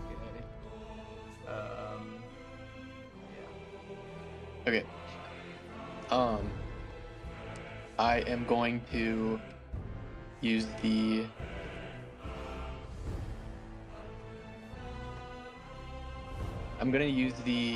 reality gem and switch Peach's castle with the ocean. Peach's castle with the ocean. Okay. All right. The ocean, not the Olympic Oh, Steel sorry. City. It's all good. So that's still there. And then This goes that here. was Still there. Okay, cool. And then to go back through the portal, is that a movement? It's 1 speed to go through a portal. Yes. Okay, so then everyone's gonna go through the portal. Okay.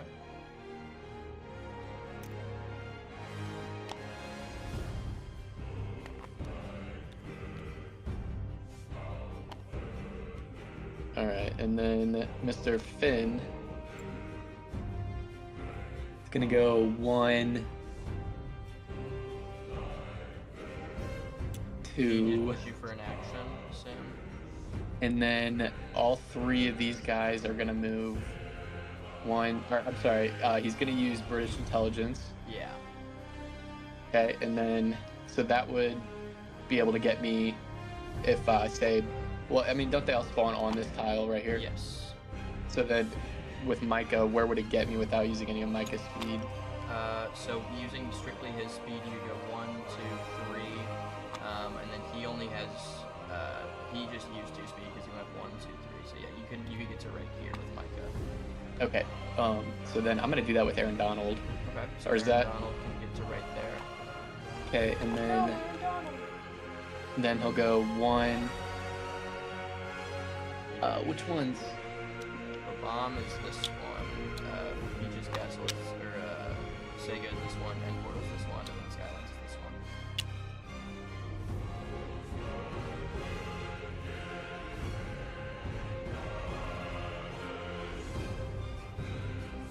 Okay, if I go Aaron Donald into the Skylands, it spawns me in the middle of this over here in Skylands. Yeah.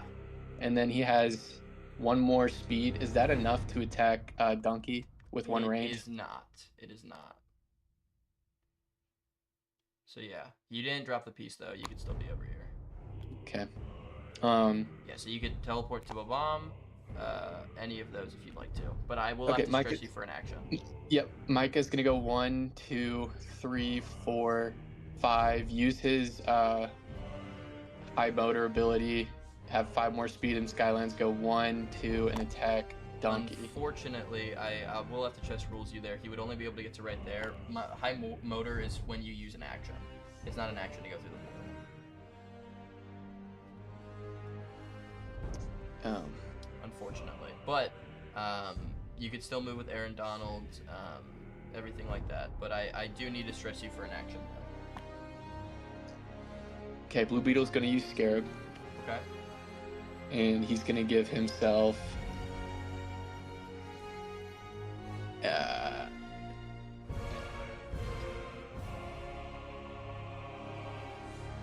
Jeff, I really need to stress you for an action. He's gonna use 3 speed Okay. with Scarab. He's gonna be able to get into Skylands, Yes. and then He that can get leaves all the him. way over there if he needs to. And then that leaves him with enough speed to attack Donkey. All right. Ian, I believe you put it on Jeff, or honestly, did you put it on somebody last turn? I don't remember hearing any We did advantage or not disadvantage. remember to put it on someone last turn. It's unfortunate. But yeah, he's attacking with, that's not a comic book, so it's not, or just 8. As the first attack is going to be, whoopsies, it's just these top ones. That's 3 hits, and then the next one is going to be 3 hits, so that's 6 hits in all. Very probable that he could kill him, dealing 18 damage, which I believe Is exactly enough. 18 is exactly how much health he had. Donkey is Wow. dead. Wow. Just double check, make sure I didn't mess up anything. 18 damage, yep. Donkey is taken off the board. Is that dealt 18? That is Mercy's, sorry. Donkey is off the board as the boxing gloves are dropped right there. As I am going to start you back up onto the action clock. Great plays, Mr. Jeff. Great plays. Thank you. Blue Beetle is gonna pick up the boxing gloves. Okay. I'll grab that for him real quick. Yep. Thank you. But yes, you are back on the action clock. Okay, and then Aaron Donald, I think, has 2 speed left. Yes, he does. Okay, and the same applies if I went into the bomb, that's another speed, and then he'd be at the very edge, and I need. Okay, yeah, it wouldn't work. Gosh, man.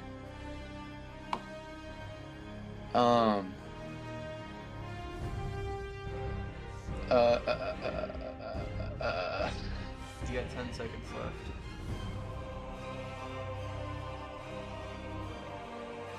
Okay, that is gonna be the end of my turn.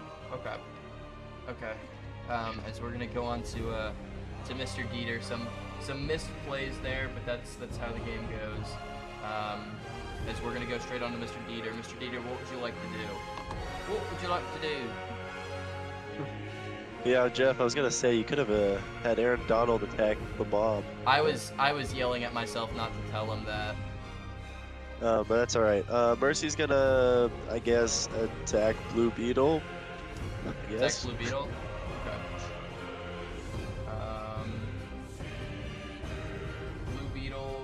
currently, I don't believe he has a plus to defense this turn, so he only has a defense of 5.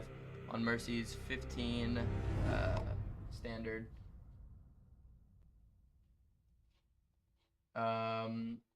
As these are going to be, oh my gosh, I believe that's 4 hits on the first 5, and then it's going to be 2 hits, leaving him up to 6, and then on the last 5, it's going to be, holy moly, another 4 hits, so it's 10 hits in all. 10 hits, dealing 36 damage, so that takes Blue Beetle down from 45 to 36, that's 9. 9 health remaining. Okay. Then I guess Mercy's gonna move 1, 2, 3. Okay. And that will be the end of my turn. Yes, okay. As we're gonna go straight on to Mr. Schneider. What would you like to do, mister?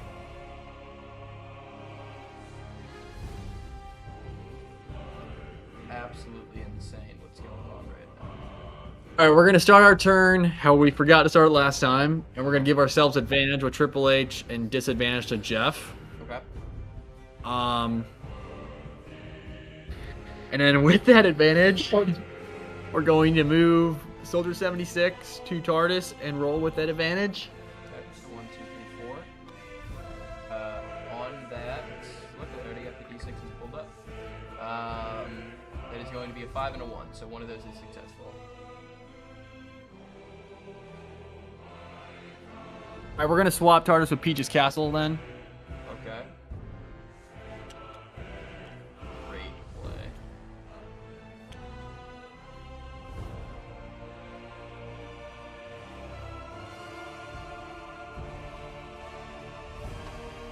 Absolutely amazing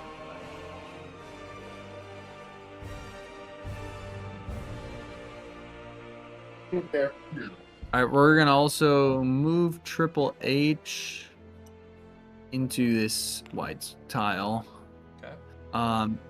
And then we're gonna attack. No, hold on. I'll need an action in the next 5 seconds.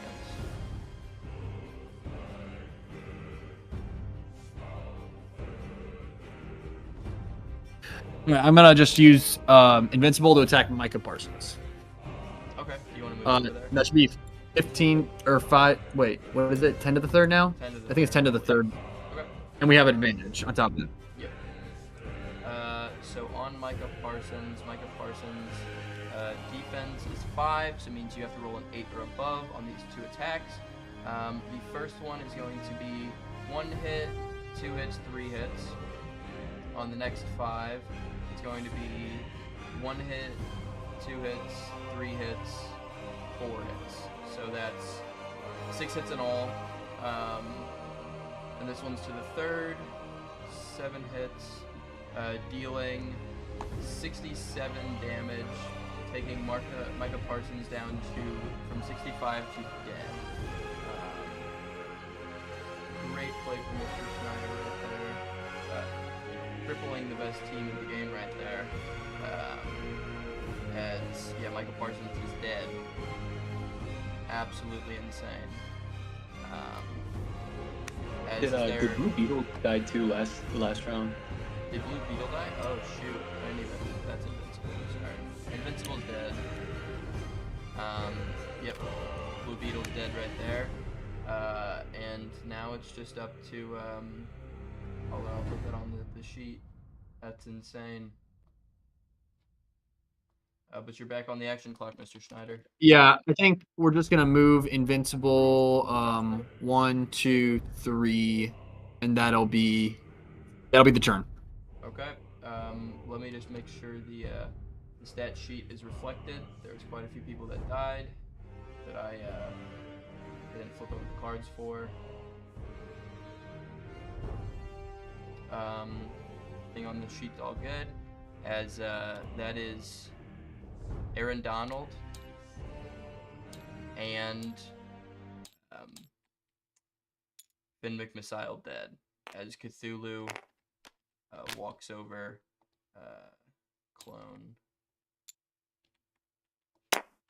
right here, and does unfortunately kill off Aaron Donald and Finn McMissile.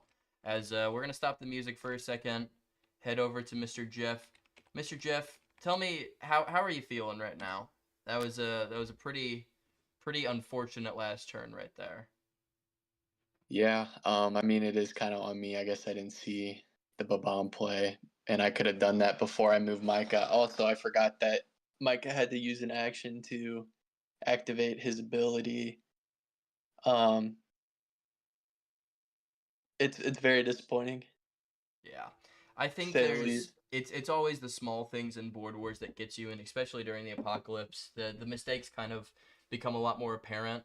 You know, during the beginning game, like if you didn't get items as efficiently as possible, it's not as noticeable as, you know, I could have hit quite a bit of damage for a team. Like you could have I think got Invincible and Soldier 76 as well as Triple H down extremely right there. But a lot of the times the big plays are the ones that are more noticeable, you know, and I feel like there's been a lot of mistakes that have been made throughout this game from a lot of people. But I think it's just a question of what do you want to do with your next game, because the Llamas currently are projected to make the playoffs, and I definitely think you're getting one of those playoff games. So what do you think this win or this loss though does for the Llamas locker room? What do you think your captain's feeling and all your other fellow Llamas out there? Well, I mean, hopefully not disappointed. I mean, I know there were, thinking back at it, I mean, obviously I just missed a big play right there, but there were some other things that I definitely missed too. But I think overall I played an okay game. I definitely stepped it up in regards to the last games with my politics. I definitely talked a lot more to other players and just kind of trying to set things up, you know, this or that. But I mean, at the end of the day, I guess it is what it is. You know, I'm not going to sit here and say that I played a good game, because there were just some things that I felt like I could have done better. So it sucks, but I think if you'd asked me this at the end of the game, you know, based on if the Purple Dragons win, I'd be a little bit happier, because that would, you know, be better for the division. So I guess I'll just kind of have to see how this game plays out and see who wins, you know. But 100%. but I mean, it's just the game. I mean, anything can happen in Board Wars. It's always proved us right. You know, anything can happen. But the way that things are looking right now, you know, it's looking good for the Llamas in regards to playoffs in our division. So, you know, I'm not too happy, but I can't be that upset at the same time. That's 100% fair. I think even though there were certain things that were missed, I think it was still an absolutely amazingly well played game. You know, it's what I was saying is like those big plays that are highlighted towards the end. I feel like a lot of players do miss that. You know, like Ian before this turn, he didn't put advantage on his players, and he also left them in that bomb range. There's a lot of things that get overlooked and things like that. And I don't think that speaks to you on a player at all. I think you're still an amazing player. You have played an amazing game, and even though those mistakes at the end are highlighted extremely, that doesn't. I don't think you should be going down hanging your head low. You know. Yeah, I mean, I appreciate that a lot, really, but you know, it's also what separates a good player from a great player. So I'm a little disappointed still. I think one game as well is not something that you could always be looking at to fully tell how good a player is. I think it's a multitude of games, and you've had a lot of games that have been played well and bad. And I think your next game you're going to be looking up, because I think we'll definitely be seeing you in the playoffs, Mister. Definitely, and also too, you know, this was the first game since season 1, game 1 that I've played by myself too. So I didn't really. I mean, I was, you know, texting my captain and Yeah. you know, talking about stuff. But I mean, this majoritively was on me, you know. So that was definitely a big difference, not having like a second opinion about things, second thought. So You know, it is what it is. Yeah. I'm We've kind of out of seen words we've at this seen some of point. the best players fall under not having help, Yeah. You know, like Alex Bruns, the MVP last year, had not the best game in the entire world after not having as much help as he usually does. You know, it's much different to see, especially with the Llamas, a team that's kind of really often has a lot of help around them, with John Mark always being there, and JD and Kyle and everyone kind of showing up, and you a lot of the times as well. It's a much bigger change to go from that to nothing, and I Yeah. feel like in spite of that, you still played a very, very good game. And I think it's definitely looking up for the Llamas right now. I agree. 100%. And is there anything you'd like to say before the game goes on? Predictions on who's winning? Anything to say to your Uh, fellow good luck. Llamas out there? What are your Good luck. final parting words?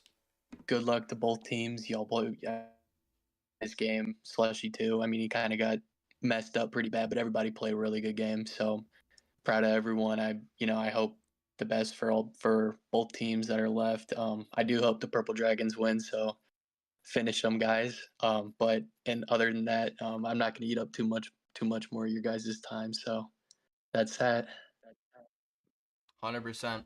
All right, as we're gonna go on, turn the music back on, the scary apocalypse music. As I believe, Ian, is there anything else you need to do on your turn? I believe the apocalypse just ended, so actually it's Jacob's turn. Yeah, yeah. Sorry, apologies. Okay. How much health is Soldier 76 at right now? Soldier 76 currently is at 16 health. Perfect. Mega Mind go 1, 2, 3. It has a range of 3, so it's gonna attack Soldier 76. Cool. Ian, I believe you put the advantage and disadvantage on Jeff currently, right? Yeah, Yes. but advantages on our defense as well. I know. I get it. I get it. You have advantage on everything. Yeah, I don't know if I agree with that roll, but alright. That's the only way that I could interpret it. When it says all and any rolls, I have to interpret it that it's every roll that ever happens involving him. As that is, I believe that's, let's see. Oh, it's you attacking him. So that's 1 hit on the first one, and then on the second one that's going to be no hits. Holy moly. What? As that damage is going to be 6 damage, leaving him at, let's see, 6 damage, taking him from 16 to 10. Absolutely insane. Question. Are tiles still enabled?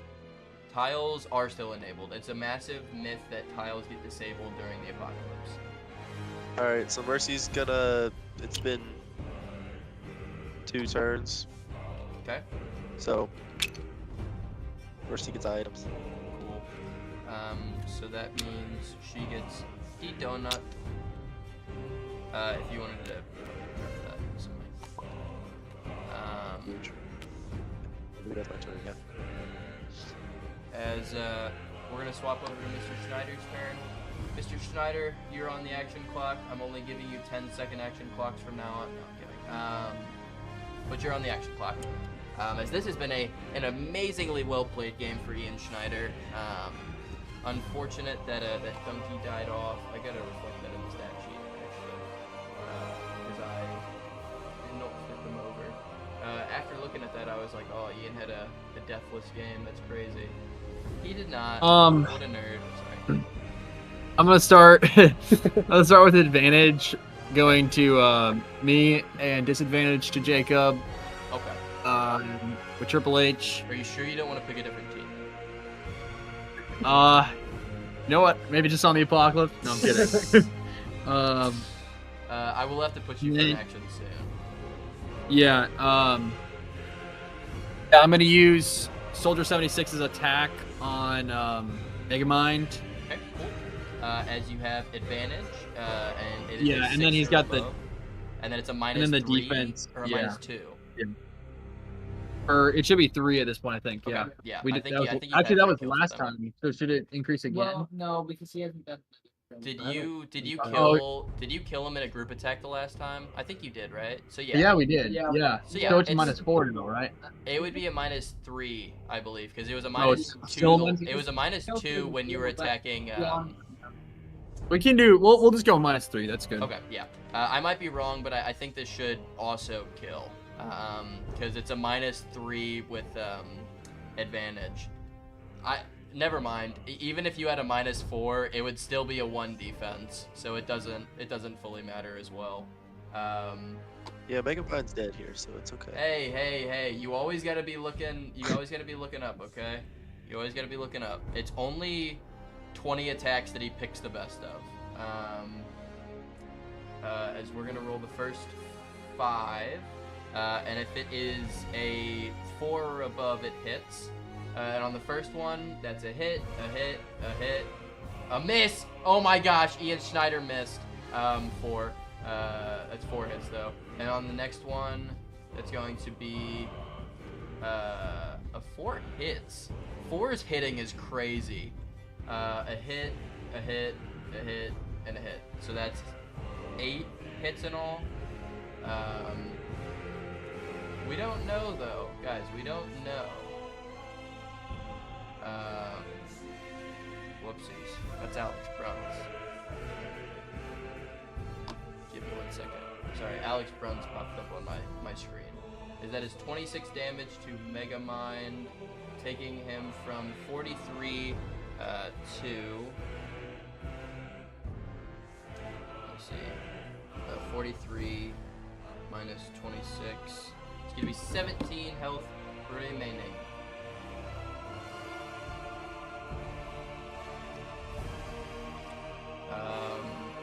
As I'm going to put Mr. Ian Schneider back onto the action clock.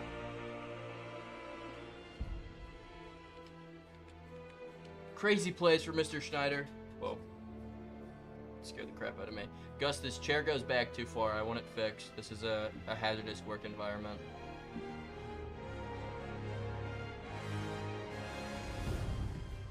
As Mr. Schneider, you have 25 seconds left on your action clock.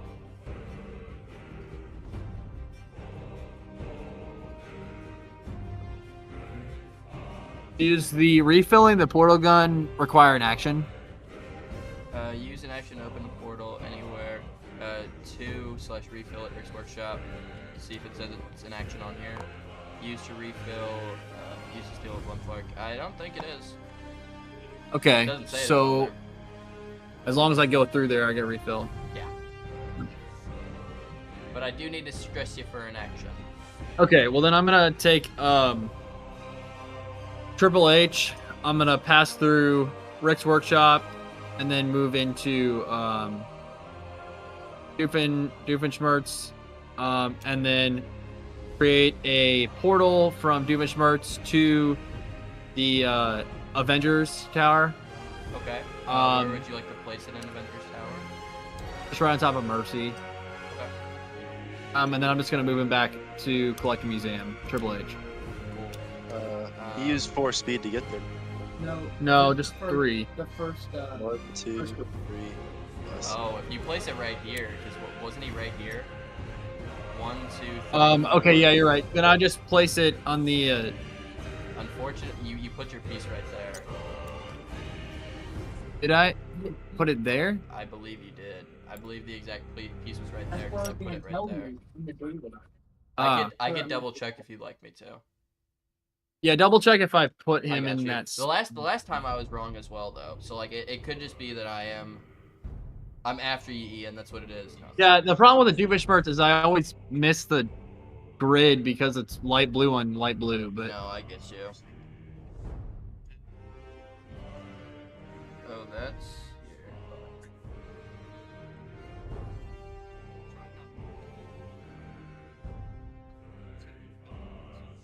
Yeah, I don't know. It was you placed him like right here.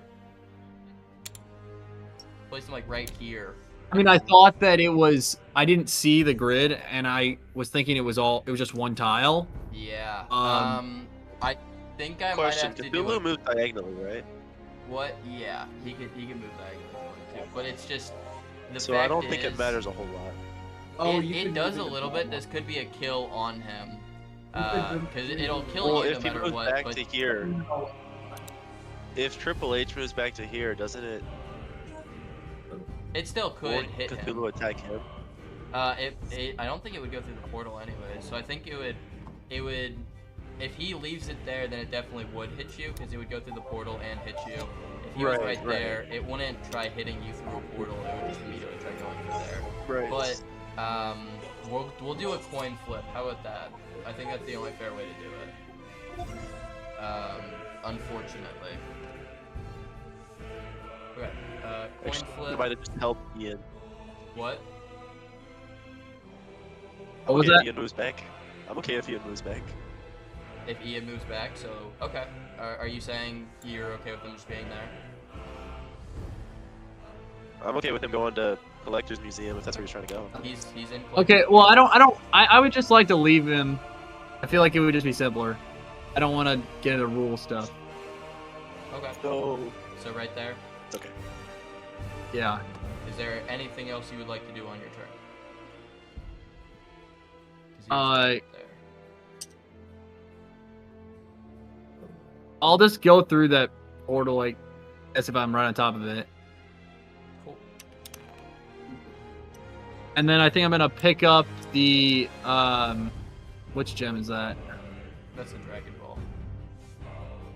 Over there. I'm gonna move Invincible over to pick up the gem. Universal. Yeah, Universal. Yeah. Okay. And then I think that's it. Yeah. Okay. Cool. As the apocalypse is going to go off, is going to go right here. Holy moly. Cthulhu, get your big butt out of the way. And that is going to transfer through to the portal and kill Triple H. Oh my gosh. Kill Triple H and Mercy. As I believe there is still... Wait, never mind. Why am I ending the music? Because he'd still be right here. But there would be a thing on top of that. As there is still one person remaining. I forgot the Megamind was there. I apologize. Here we go. As now we're gonna move over to I don't know why I did that. Mr. Dieter. Mr. Dieter, you are on Alright, the Megamind what? attack Soldier 76. Megamind's gonna attack Soldier 76. Ian, is there something Yeah. you want to say about that?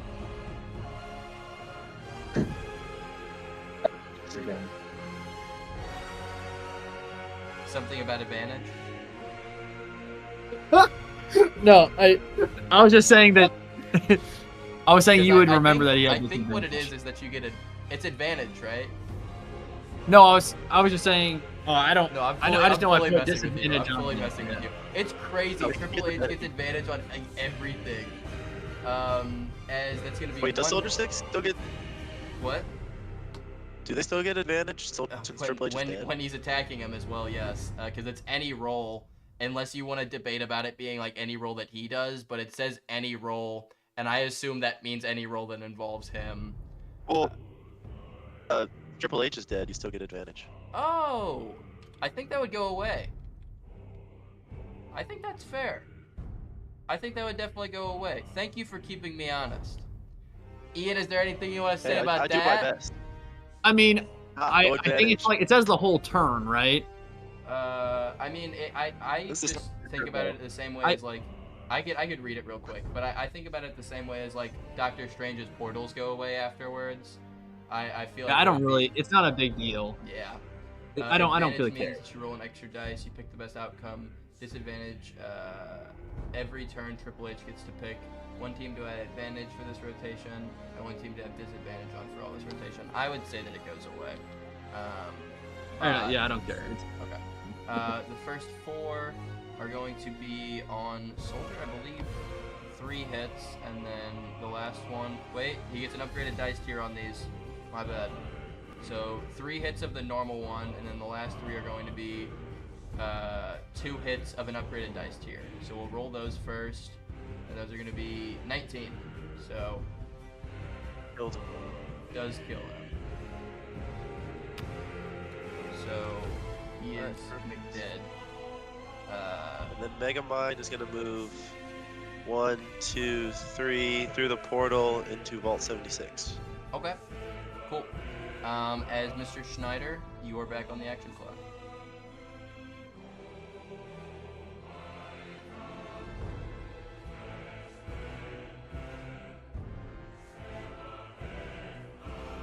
I thwarted SpongeBob's Death Star. Maybe, not really. Maybe, Possibly. maybe not, maybe. I don't know. Good.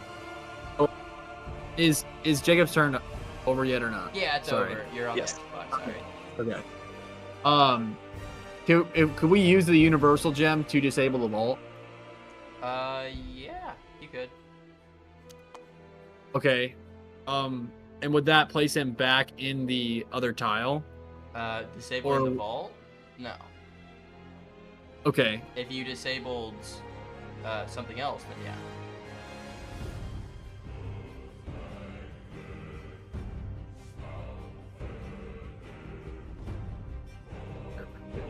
So if the vault was disabled, would he be vulnerable to tile-wide attacks? He would be.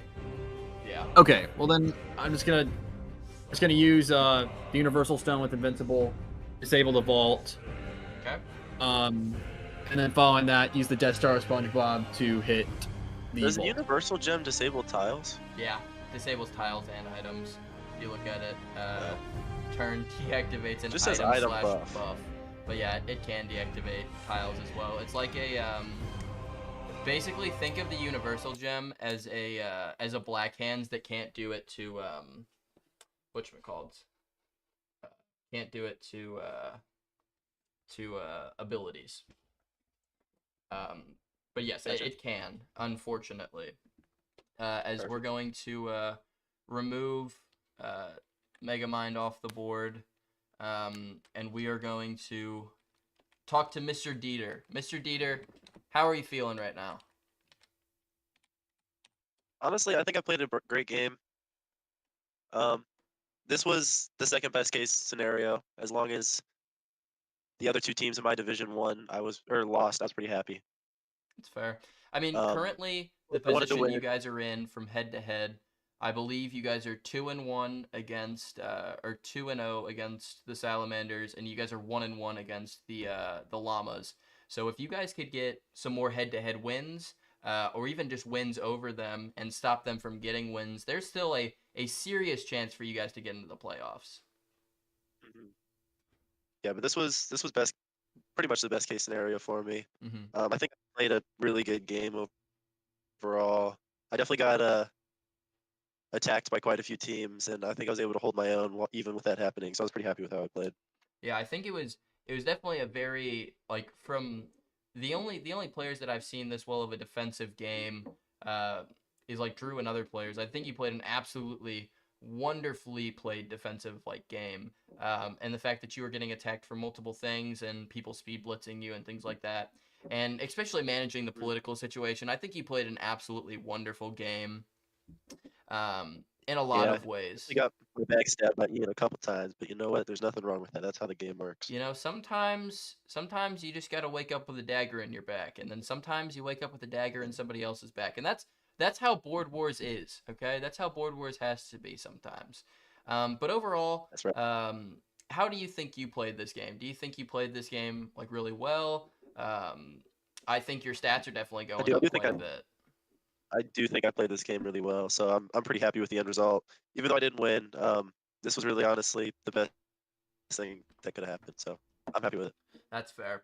And how do you think this win or this game kind of affects the locker room? You know, you delayed people from your division getting wins, especially in a game where it was only people from your division and only one other team. You know, delaying those wins from the other division is incredibly important, and I think that's probably got to be a massive relief on the Beaver shoulders. Oh, absolutely. It keeps the dream. It keeps hope alive within our team. So I'm pretty stoked about that. I think the rest of our players are definitely gonna hopefully see this game and come out with a a vengeance to win, 100%. or a hunger to win. And I believe this is your second game, correct? Mhm. Then I cannot wait to see So what I you do will- in your third one, mister. I cannot I'll be wait. playing another game in January, hopefully. 100%. 100%. Well, I'm playing a game in January too. You better watch out. But no, I cannot wait to see what you do on your next game. I think it's about to be a very, very well played game, just like this one was as well. And is there anything you'd like to say to Ian or anybody else out there? Maybe on behalf of the Beavers, maybe on behalf of just you as a player to another player. Is there anything you'd like to say before we head over to someone else? Ian, very well played game. I think everyone in this game played great. For the Beavers, we're still in it. I know we're in the bottom of our division, but we're definitely not out. 100%.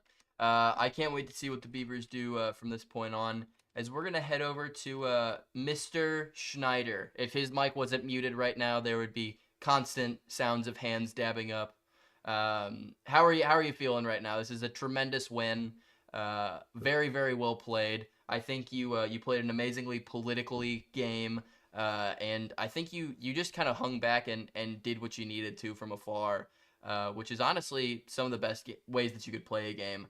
How are you feeling after this amazingly played win? Yeah, 100%.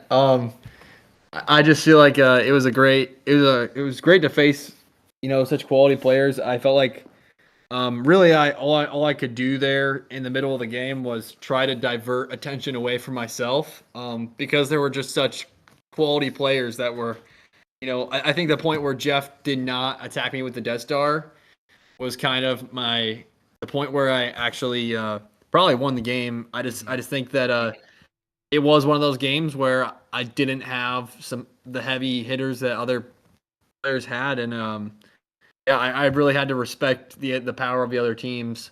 It was just kind of a survival thing at some points, but made it through with help from my teammates, and it was just great. Yeah, it was a lot of fun to play with such great players.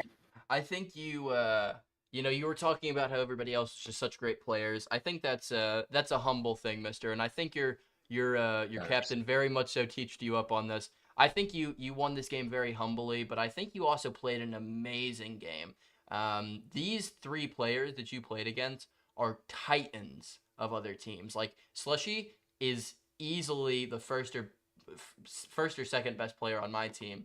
I would say Jeff is easily the first or second best person on his team, and I think Jacob is easily the first or second best person on his team. And I think honestly after this game, I could see you easily being up in contention as well for being the first or second best person on your team, becoming kind of a staple of that Purple Dragon. How are you feeling after this win of just like such an amazing, like it's such like a standalone or like I guess such like an important part in your career. How are you feeling after this like first win, getting all this Board Wars clout, mister?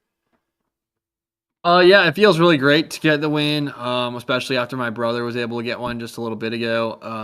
That had I to be think killing you. That had to be killing yeah, you. yeah.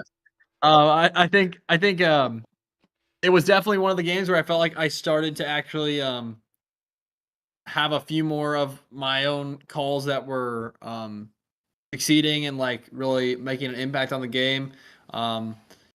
We play as a team on the Purple Dragons, and I felt like I was just able to contribute a lot more this game.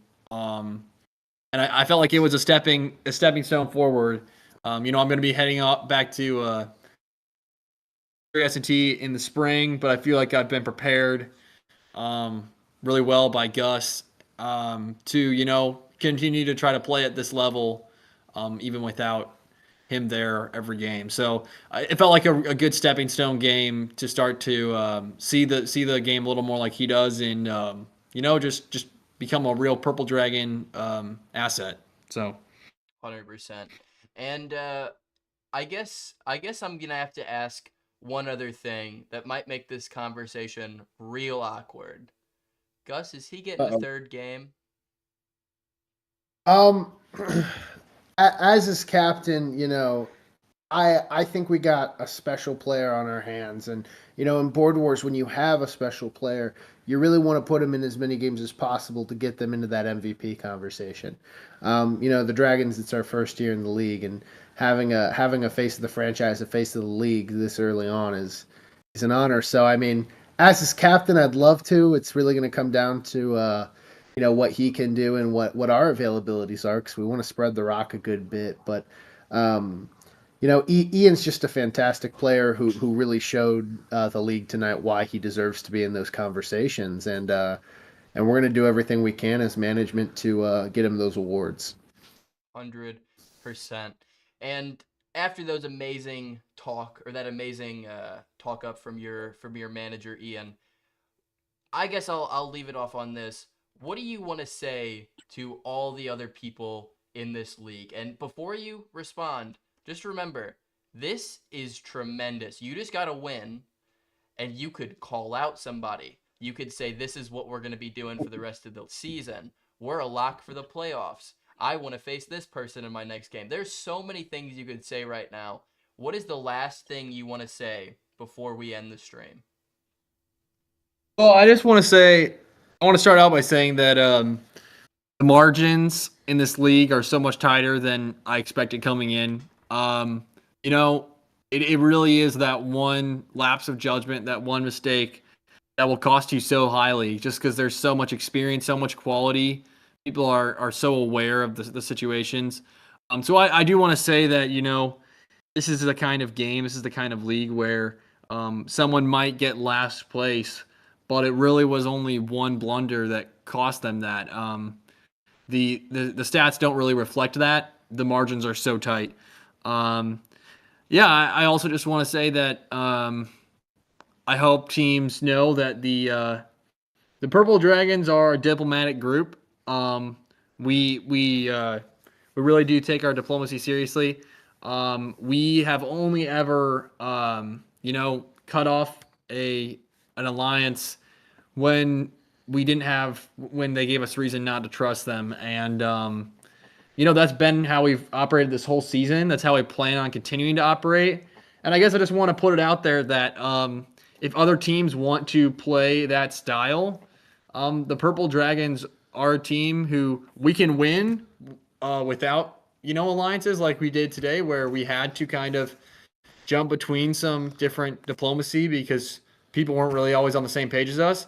But we can also win through diplomacy with alliances, and so I just want to put it out there that the Purple Dragons, we are serious about that, and we're ready to play that game as well. So yeah, I guess those are some things I'd want to say. There's a lot more I could say, a lot of different routes you could take with this, but thankful to all the people who showed up today. Thankful to you, Gideon, for running this game so well.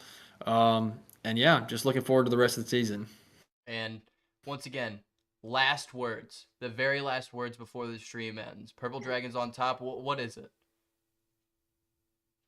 It's just what happens when you've got a great manager, a great captain who knows how to build a team, knows how to continue to lift up his teammates and just lead them well. So got to give credit where credit's due. Gus is doing an amazing job, and he's made it easy for us to succeed, and we don't ever plan on stopping with the success. So just look to be ready for the Purple Dragons to keep moving forward, just picking up speed, because we've got really great guys in this group, and we got a really great leader. So, yeah.